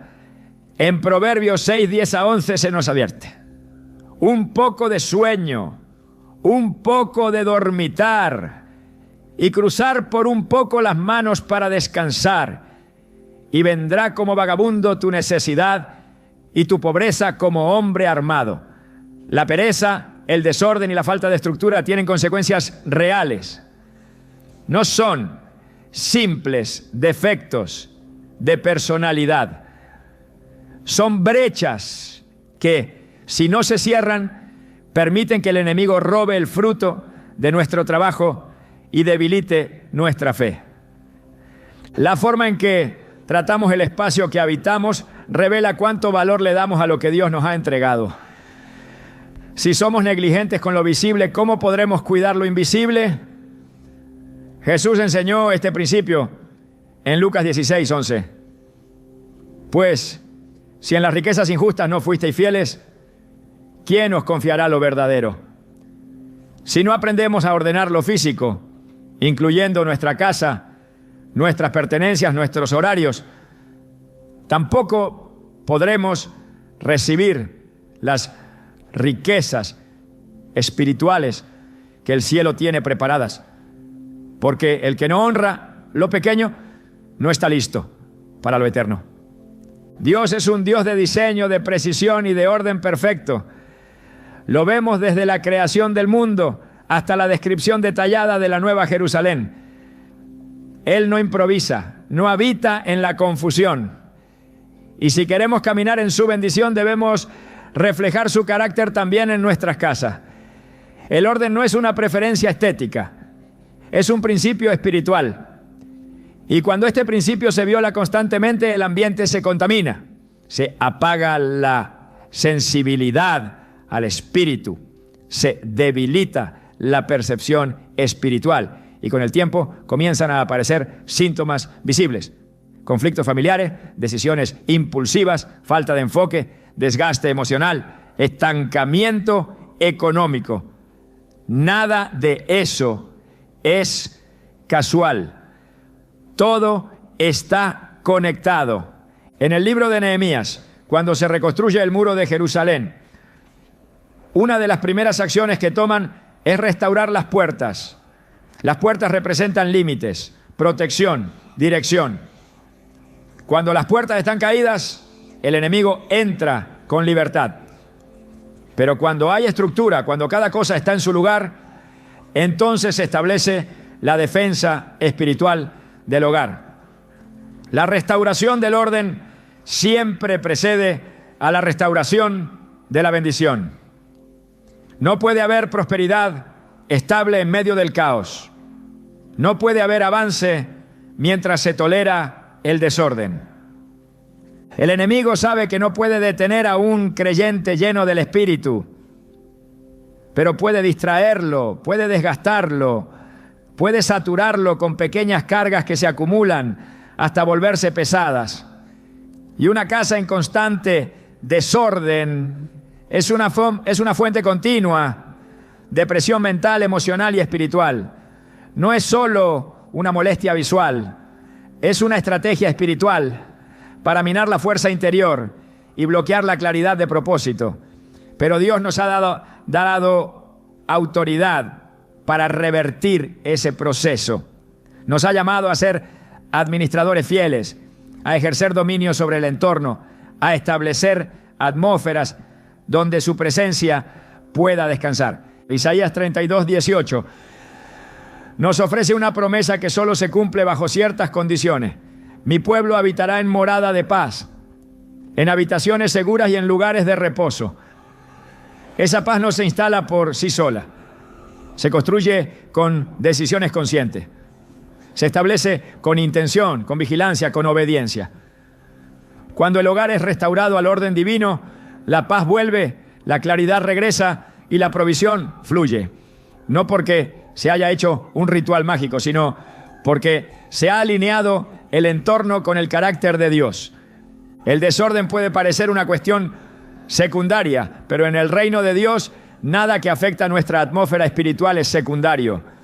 Todo comunica algo, todo tiene un eco en lo invisible. Y si queremos romper ciclos de pobreza, ansiedad, ruina o estancamiento, debemos comenzar por lo que tenemos al alcance de nuestras manos, nuestras casas.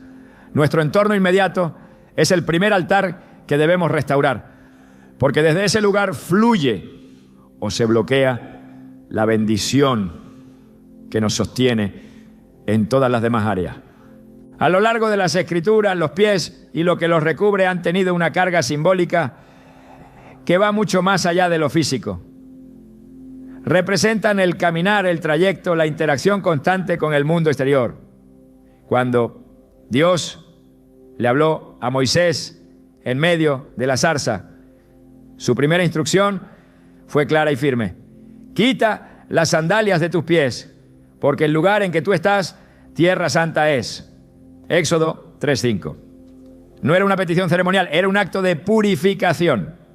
La presencia de Dios exige reverencia, separación y sobre todo limpieza de lo que ha estado en contacto con lo impuro.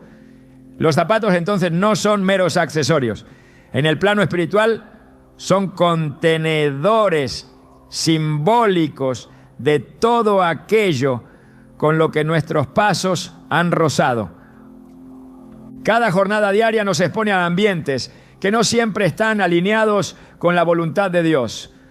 Caminamos entre multitudes, atravesamos lugares con atmósferas cargadas de ansiedad, temor, competencia, orgullo, vanidad, impureza, materialismo y desesperanza. Todo esto no se queda en el entorno. Nuestra alma lo percibe, nuestro espíritu lo registra. Y aunque no lo veamos, cada paso absorbe parte de esa carga espiritual. Al regresar a casa, esos zapatos que nos acompañaron por oficinas, calles, reuniones o espacios profanos, siguen impregnados de esa atmósfera. Si los depositamos sin discernimiento en el interior de nuestro hogar, sobre todo en áreas sensibles como los dormitorios o espacios de descanso, abrimos la puerta para que esa contaminación espiritual traspase el umbral de lo físico hacia lo invisible. La Escritura señala con insistencia que el pueblo de Dios debe ser apartado. En Levítico 11:45 dice: sed santos, porque yo soy santo. La santidad no es una idea abstracta, es una práctica constante. Implica separar lo limpio de lo impuro, lo profano de lo sagrado, lo de afuera de lo de adentro. En este contexto, los zapatos simbolizan aquello que ha sido expuesto, y al permitir que entren en lugares que deben estar consagrados, rompemos ese principio de separación. Dios no comparte su espacio con la mezcla.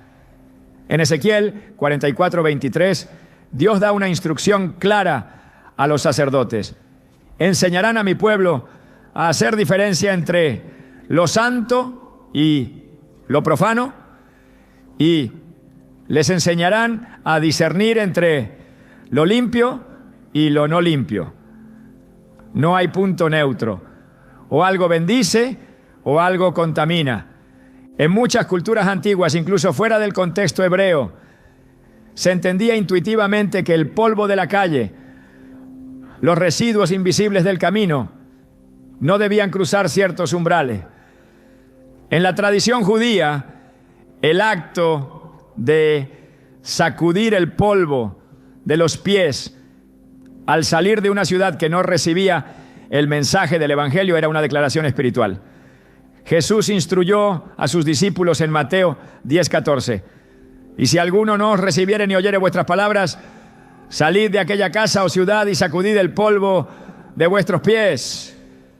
El polvo era símbolo de rechazo, de juicio, de contaminación. No debía ser llevado al siguiente lugar. Hoy, sin darnos cuenta, muchos creyentes llevan a su casa ese mismo polvo, cargado no solo de suciedad natural, sino de una carga espiritual no resuelta. El problema no es el objeto en sí, sino lo que representa. Los zapatos cargan memorias del camino. Por eso en la visión profética los pies de los que anuncian el Evangelio son descritos como hermosos, no por su forma, sino por su consagración.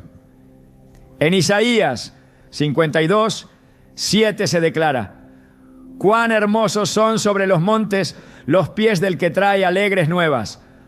Son pies que caminan con propósito, que transportan el mensaje de salvación, que pisan territorio enemigo con autoridad.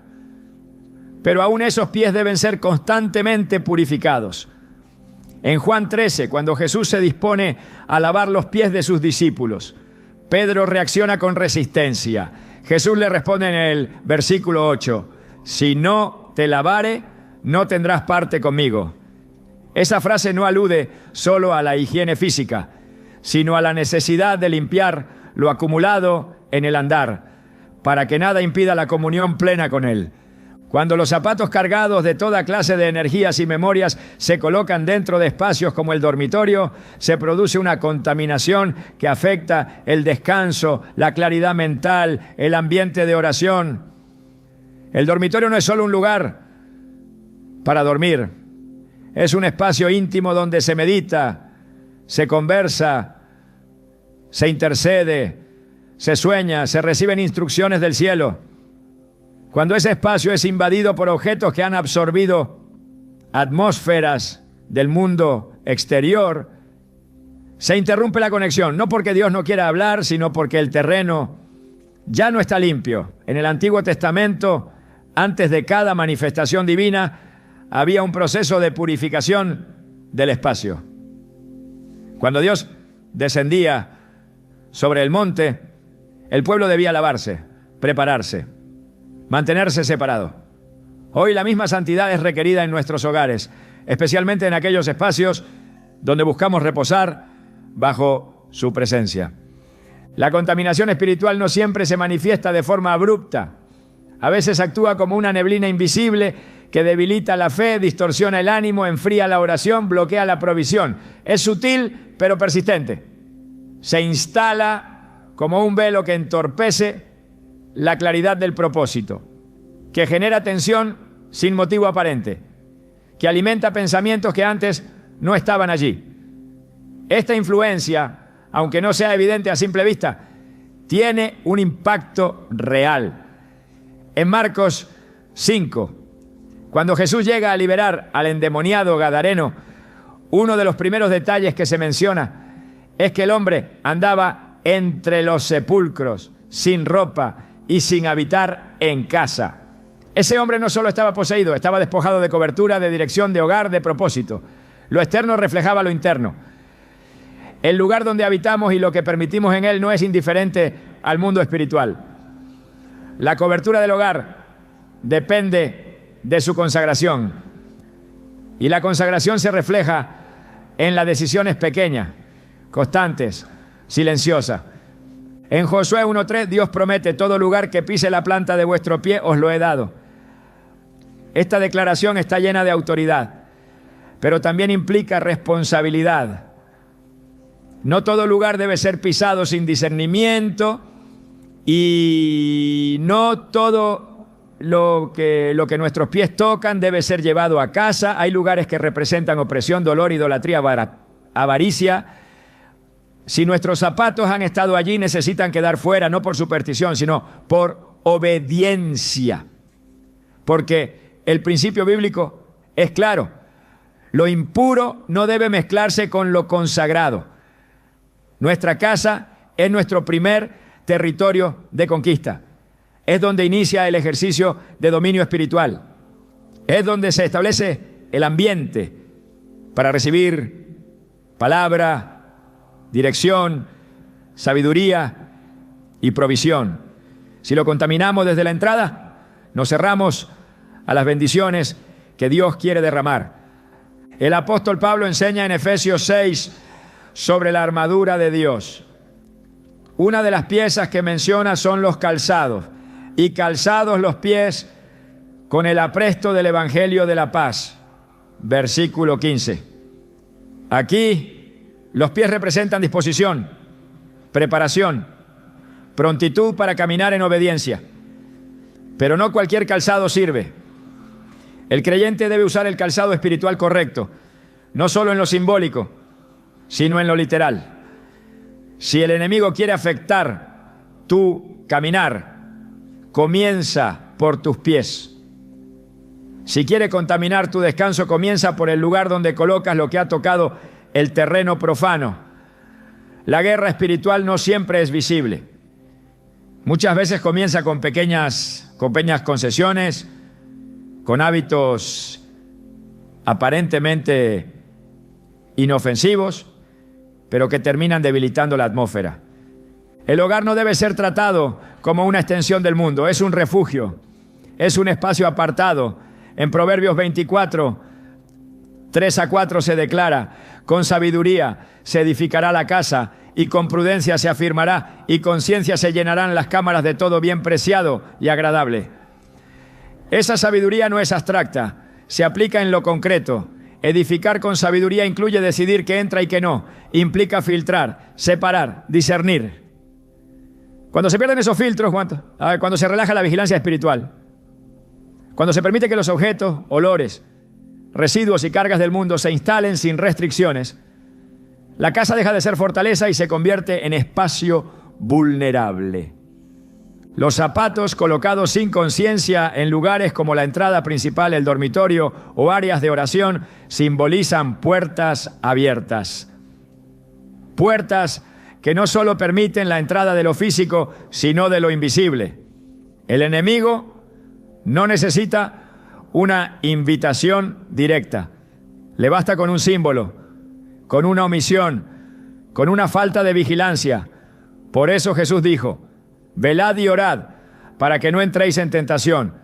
Mateo 26:41. La vigilancia espiritual comienza por el hogar, y dentro del hogar comienza por los detalles más cotidianos. Si los creyentes entendieran el poder que hay en ordenar, purificar y consagrar su espacio, experimentarían un nivel de paz, provisión y claridad que hasta ahora ha sido limitado por negligencia. La batalla por la bendición económica también se libra en el terreno de lo espiritual. Muchas veces no se trata de cuánto se gana, sino de cuánto se retiene. Y no se retiene porque se ahorre más, sino porque el espacio por donde la bendición debe fluir está libre de obstrucciones. En Malaquías 3:11 Dios promete: reprenderé por vosotros al devorador, y no destruirá el fruto de la tierra, ni vuestra vid en el campo será estéril. Pero esa promesa está ligada a la obediencia, a la honra, a la limpieza del entorno. No se puede reprender al devorador si el propio creyente está permitiendo que objetos cargados espiritualmente habiten en su altar doméstico. El primer paso para restaurar el fluir de provisión en casa comienza con decisiones prácticas que reflejan entendimiento espiritual. No se trata de ritualizar hábitos, sino de santificar el entorno.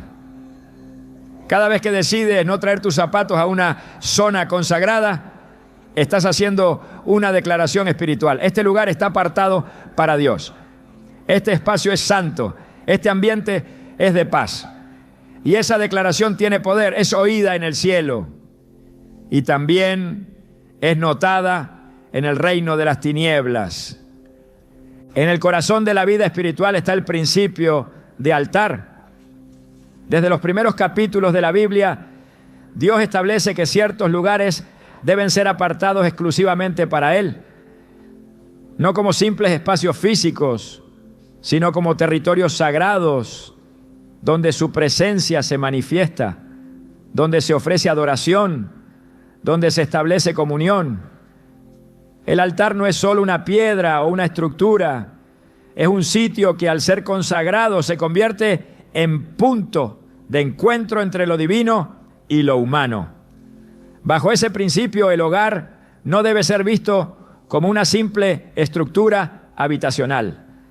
Es el primer altar que se construye sobre la tierra. El primer territorio que debe ser santificado, resguardado, edificado bajo el diseño de Dios. El lugar donde se forman vidas, donde se intercede, donde se educa, se bendice, se profetiza. Por eso cada rincón del hogar posee un valor espiritual profundo. Y cuando no se trata con reverencia, se debilita su capacidad de atraer y retener la bendición.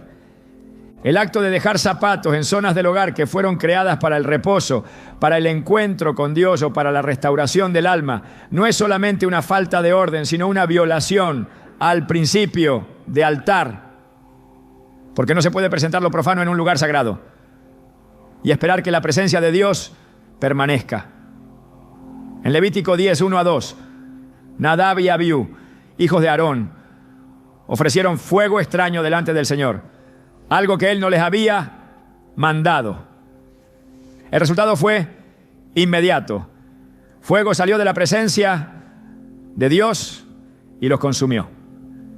No fue un error inocente, fue una transgresión al altar. Llevar lo que no ha sido santificado, lo que no fue pedido, lo que no corresponde al diseño divino, siempre tiene consecuencias. En este tiempo, el altar ya no está confinado al templo. Tu casa, tu dormitorio, tu sala de oración, tu mesa familiar, todo lo que está bajo tu techo, se convierte en altar cuando decides consagrarlo al Señor. Y como todo altar, exige pureza, separación, honra y vigilancia.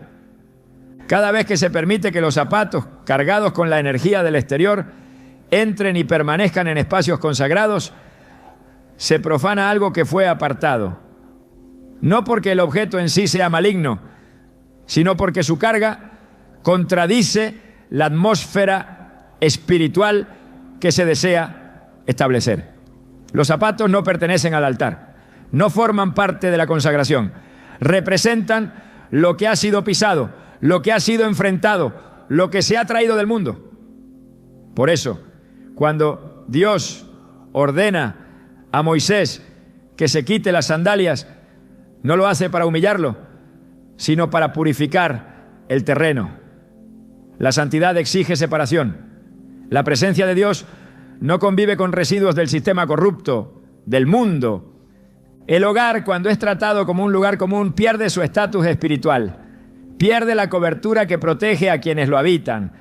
Se convierte en un sitio vulnerable, no porque Dios no desee bendecirlo, sino porque sus habitantes han derribado los muros que resguardaban lo sagrado. En Ezequiel 8, el profeta es llevado por el Espíritu al templo y allí ve abominaciones que los ancianos del pueblo cometen en secreto, figuras, prácticas, objetos ocultos que contaminan el santuario. Y Dios le muestra cómo, por esa razón, su gloria se aparta del templo. No basta con que algo sea de Dios, en teoría. Si no se guarda con pureza, si no se protege el altar, su gloria se retira. Hoy muchos hogares carecen de esa gloria porque han abierto la puerta a lo profano. Han permitido que lo impuro invada espacios que deberían ser exclusivos para el espíritu.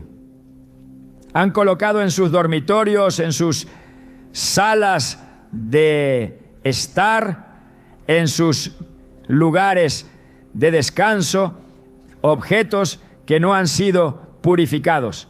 Han normalizado el desorden, la mezcla, la indiferencia, y entre esos objetos los zapatos mal ubicados han pasado inadvertidos, pero su impacto es real. En un altar no todo puede estar, no todo tiene lugar. Hay un diseño, una estructura, una intención divina. Y cuando se ignora, la unción no fluye, la oración no penetra, la paz se desvanece. El altar no es solo un símbolo de devoción, es un punto de acceso espiritual, es una plataforma desde donde se levantan decretos, intercesiones, pactos, consagraciones. Es el lugar donde Dios responde, donde el cielo toca la tierra. Si el altar está contaminado, la respuesta se detiene. En 1 Reyes 18, el profeta Elías se enfrenta a los profetas de Baal. Pero antes de que el fuego descienda del cielo, antes de que la presencia de Dios se manifieste, Elías repara el altar que estaba arruinado. No comienza por clamar, ni por pedir, ni por profetizar. Comienza por restaurar el lugar, por colocar cada piedra en su sitio, por devolver el orden. Porque sin altar limpio no hay fuego. Sin altar restaurado no hay gloria. El mismo principio se aplica al hogar. El fuego de Dios no desciende donde el altar está profanado. Y colocar los zapatos en lugares sagrados es una forma de olvidar el protocolo espiritual que abre los cielos. Muchos creyentes se preguntan por qué oran y no sienten respuesta. ¿Por qué sienten que hay un techo de bronce? ¿Por qué sus palabras no parecen avanzar en el mundo espiritual? Y no se dan cuenta de que el problema no está en su fe, ni siquiera en su deseo. El problema está en el altar, en el entorno, en la atmósfera que han construido. Cuando se permite que lo mundano ocupe lugar en lo sagrado, el altar pierde poder. No porque Dios sea débil, sino porque Él no se manifiesta en medio de la confusión. En Isaías 6, cuando el profeta tiene la visión del trono de Dios, los serafines claman: Santo, santo, santo es el Señor de los ejércitos. Toda la tierra está llena de su gloria, ¿verdad? Pero antes de ser enviado, antes de recibir misión, Isaías debe ser purificado con un carbón encendido del altar. El altar no solo es lugar de encuentro, es lugar de transformación. Y si ese altar está lleno de impurezas, no puede producir cambio. Colocar los zapatos en un lugar equivocado, en una zona de intimidad espiritual, es más que una costumbre desordenada. Es una profanación al altar del hogar. No por el objeto en sí, sino por lo que representa. El polvo del camino, la contaminación del ambiente exterior, los vestigios de atmósferas ajenas a Dios. Todo eso es simbólicamente introducido cuando los zapatos cruzan límites que deberían estar bien definidos. Por eso, el hogar debe ser tratado como un templo, como un santuario, como un lugar que no solo se habita, sino que se resguarda, como un sitio donde todo lo que entra, todo lo que se coloca, todo lo que se permite, debe alinearse con el carácter del Dios que se invoca. En el libro de Números, cuando el pueblo de Israel acampaba, cada tribu tenía una ubicación exacta. El tabernáculo estaba en el centro y todo giraba en torno a la presencia de Dios. El orden no era caprichoso, era parte del diseño divino. El espacio físico tenía implicaciones espirituales. No cualquiera podía entrar en cualquier lugar. Había niveles de acceso, procesos de purificación. Del mismo modo, el hogar necesita ese orden, ese respeto, esa claridad de qué lugar es para qué. El altar debe estar libre de toda carga extraña. Y si los zapatos representan el polvo del mundo, deben quedar fuera del perímetro espiritual.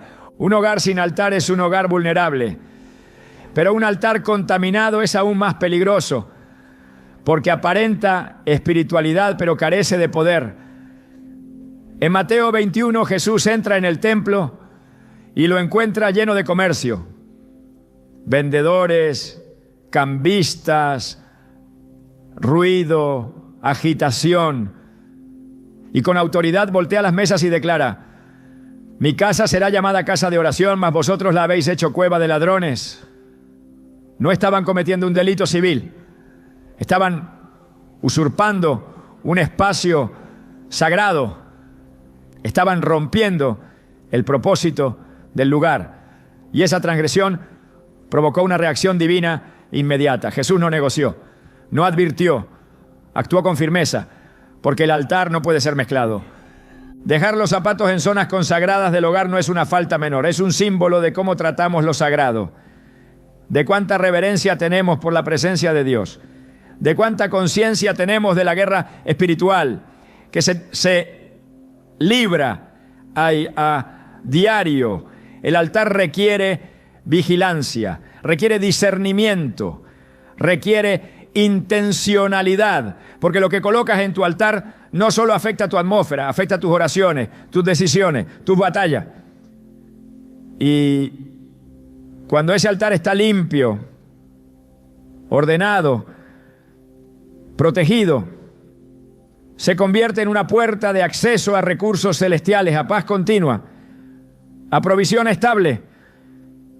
La santificación del hogar comienza con la santificación de sus espacios. No se puede tener un dormitorio lleno de caos y esperar revelación en los sueños.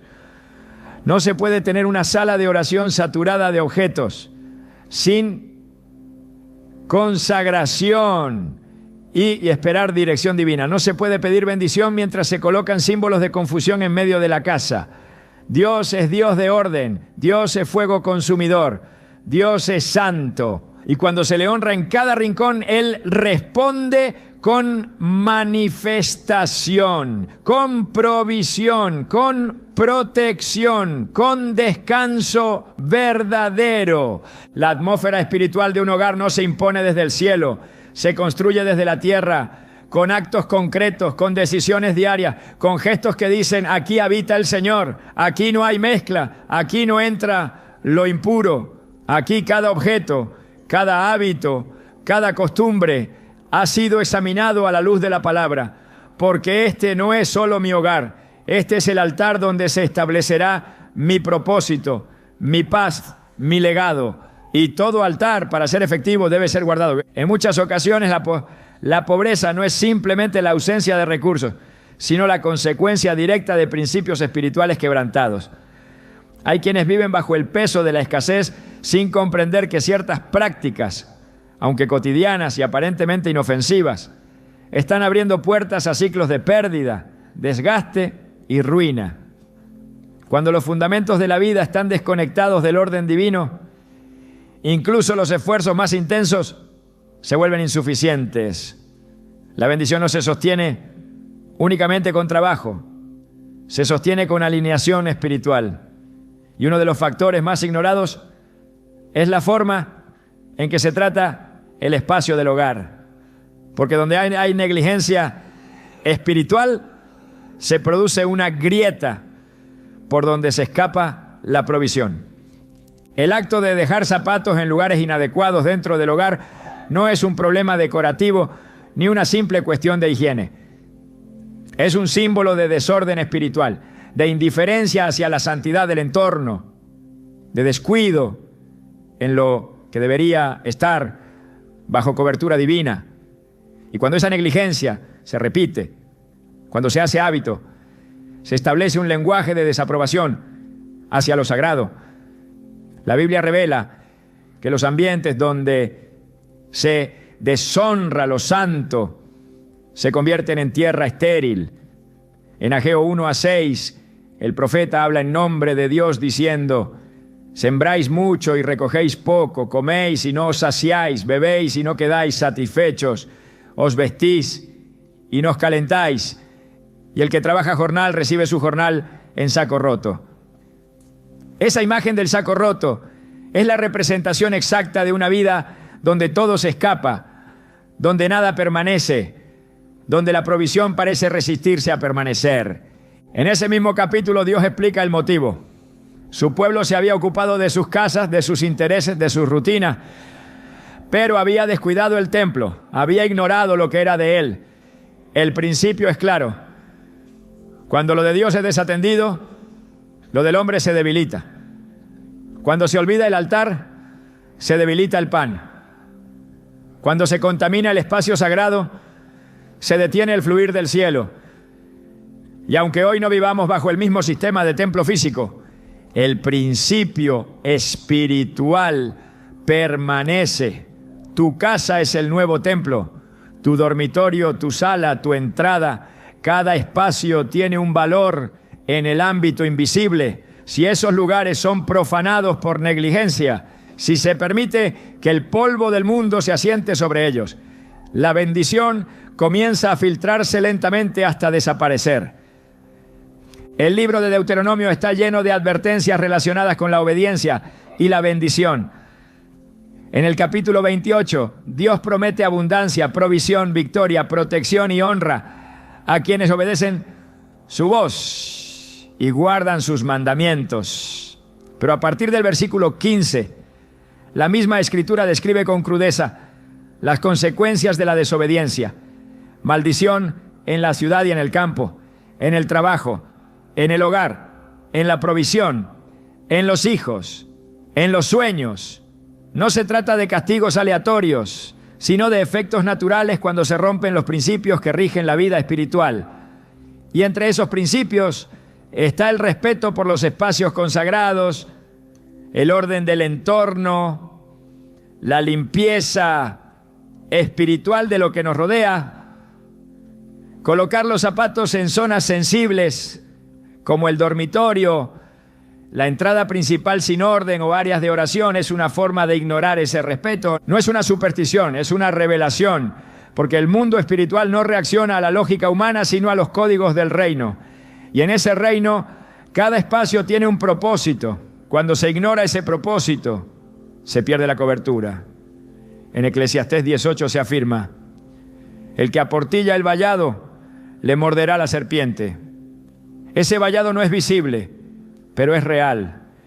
Es una línea de protección que Dios coloca alrededor de quienes caminan en obediencia. Pero si se rompe, si se debilita por descuido, la serpiente entra. La pobreza, la ruina, el desgaste no siempre son fruto de enemigos externos. A veces son el resultado de grietas internas que nunca fueron cerradas.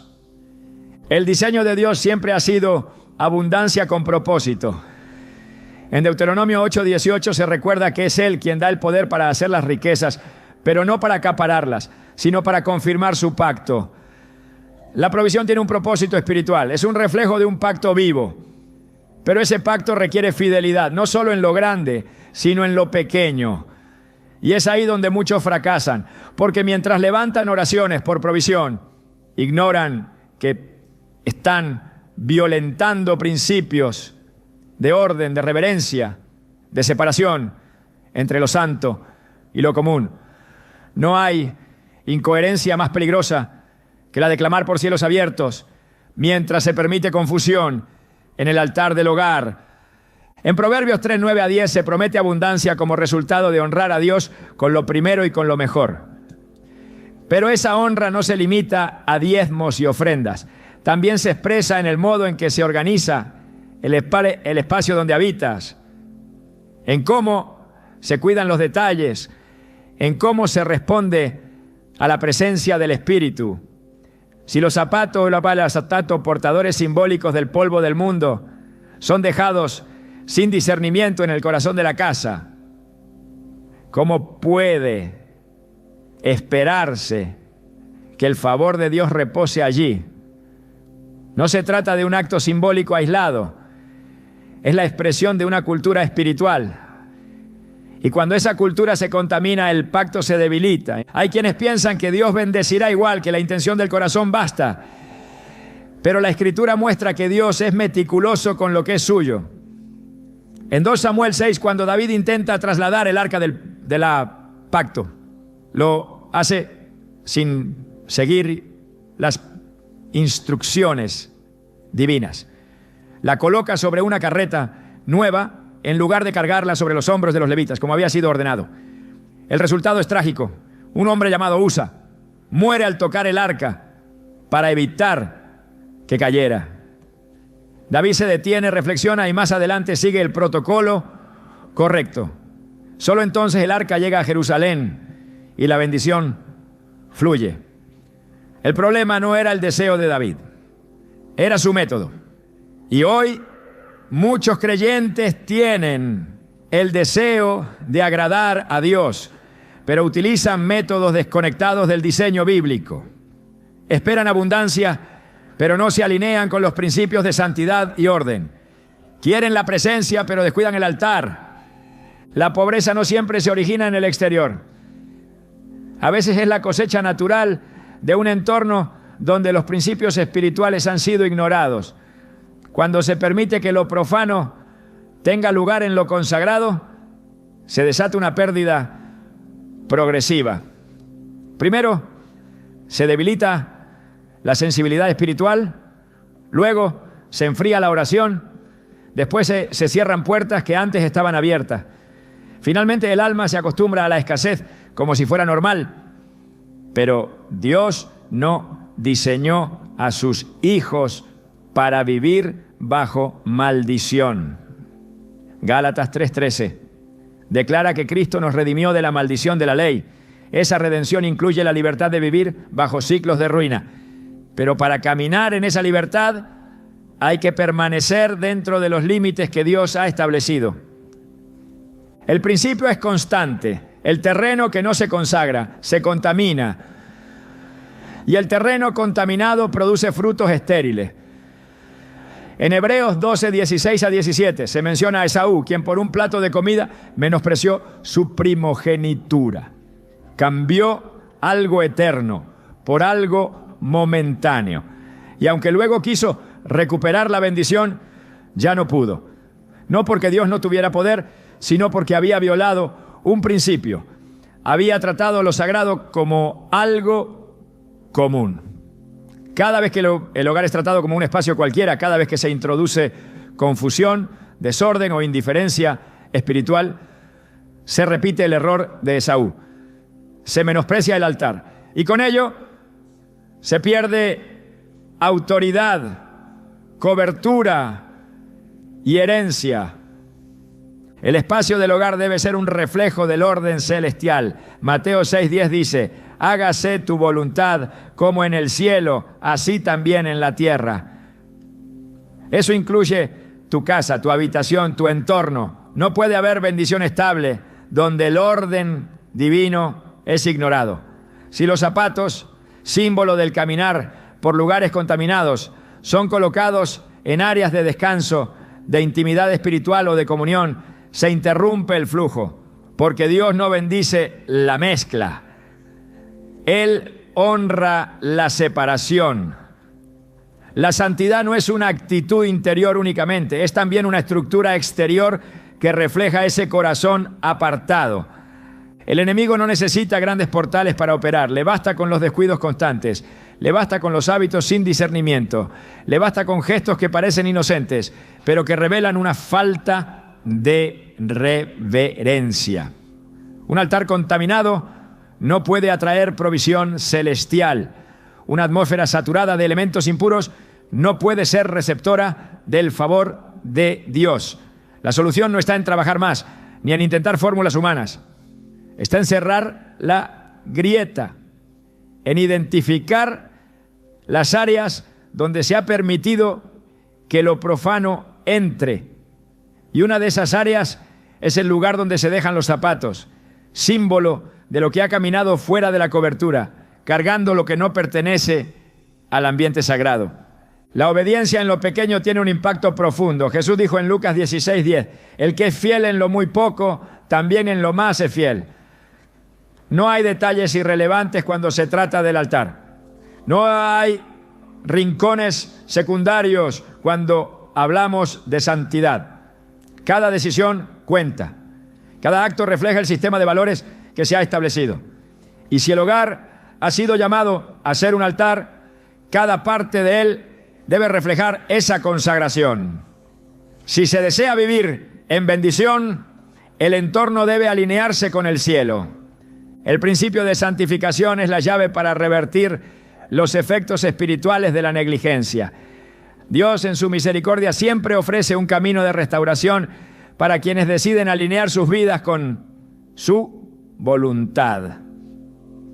No se trata solo de limpiar lo físico, sino de recuperar la conciencia de lo sagrado, de consagrar nuevamente los espacios que fueron contaminados por hábitos inadecuados. El hogar debe ser reposicionado como un territorio santo, y esto comienza con actos concretos que demuestran reverencia. En 2 Crónicas 29:5, Ezequías habla al pueblo diciendo: santificaos ahora y santificad la casa del Señor Dios de vuestros padres y sacad del santuario la inmundicia. La orden fue clara. Si la casa está contaminada, la gloria no puede manifestarse. Lo primero que se requiere es limpiar, no solo lo exterior, sino lo espiritual. El cambio comienza cuando se toma conciencia del error. El Espíritu Santo no condena, pero sí convence. Y cuando muestra que ciertos hábitos han ofendido la santidad de Dios, lo siguiente es obedecer. El acto de retirar los zapatos del lugar equivocado no es simbólico solamente, es una declaración de redirección espiritual. Es una forma de cerrar puertas que se habían abierto al desorden, a la ruina, al desgaste. Es devolverle al hogar su propósito como altar. En Josué 3:5, antes de cruzar el Jordán, Josué dijo al pueblo: santificaos, porque mañana el Señor hará maravillas entre vosotros. La santificación es el paso previo al milagro. Es el acto de preparar el terreno para que Dios se manifieste con libertad. Dios honra a los que lo honran. Cuando se reconoce el valor de su presencia y se decide establecer orden conforme a su palabra, Él responde con bendición. No se trata de limpiar por apariencia, sino de restaurar la atmósfera, de hacer espacio para lo eterno, de dejar fuera lo que ha estado en contacto con lo profano. La santificación no es un evento único, es una cultura, es la manera de vivir de quienes entienden que el reino de Dios no se manifiesta en el caos, sino en la obediencia. En Hebreos 12:14 se nos recuerda: seguid la paz con todos y la santidad, sin la cual nadie verá al Señor. La santidad es el filtro que atrae la manifestación de su gloria. Y comienza en casa. Restaurar el lugar donde vives es restaurar el altar de tu vida. Separar lo común de lo santo es una forma de decir: esta casa no pertenece al mundo, pertenece a Dios. Este ambiente no se regirá por el sistema de afuera, sino por el diseño del cielo.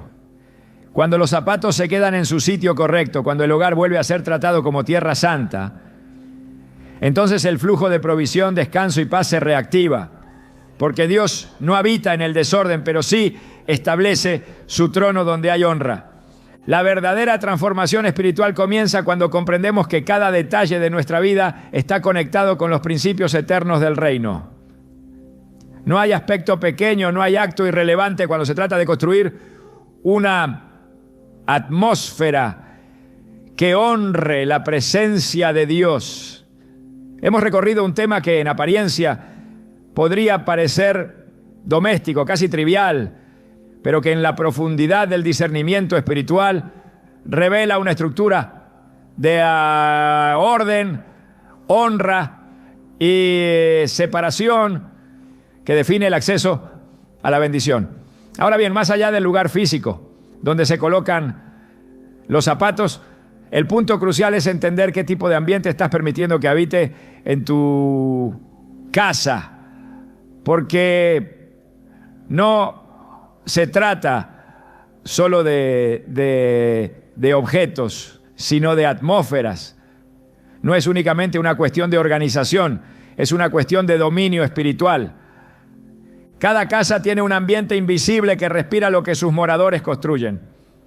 Las palabras que se pronuncian, las decisiones que se toman, las cosas que se toleran o las que se permiten sin evaluación espiritual.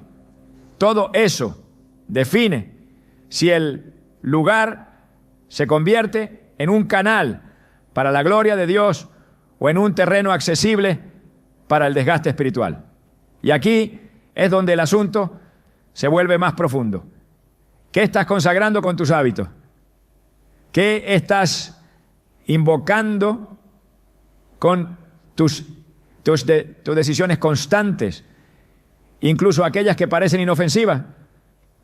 Porque si el enemigo no puede arrebatarte directamente lo que Dios te ha entregado, buscará formas indirectas, sutiles, camufladas, para que seas tú mismo quien lo suelte. El enemigo no necesita grandes puertas abiertas. Le basta con un lenguaje de descuido, con un sistema instalado de normalidad que apague la sensibilidad del alma. Por eso, más que colocar los zapatos en su lugar físico, el llamado final es a restablecer el gobierno espiritual dentro del hogar, a tomar control del ambiente, a declarar con acciones visibles que el caos no tiene lugar, que el desorden no gobierna, que la mezcla no habita. Este tipo de decisiones que parecen pequeñas son las que redefinen la atmósfera, porque el mundo espiritual no se mueve por emociones, sino por señales. Y las señales más fuertes no siempre son palabras, son actos. Dios está llamando a una generación de creyentes que comprenda que su presencia no se negocia, que se atreva a reestructurar lo cotidiano para que lo eterno tenga espacio, que eleve el estándar de honra dentro del hogar, para que la provisión no solo llegue, sino que permanezca. Y si este mensaje ha sacudido algo dentro de ti, si ha despertado la conciencia dormida de lo sagrado, entonces ya no se trata de zapatos, se trata de gobierno, se trata de propósito, se trata de recuperar la autoridad que comienza en casa, para que todo lo demás, la provisión, la paz, la bendición, se alinee por añadidura. Porque donde hay honra, hay presencia. Y donde hay presencia, la escasez no tiene lugar.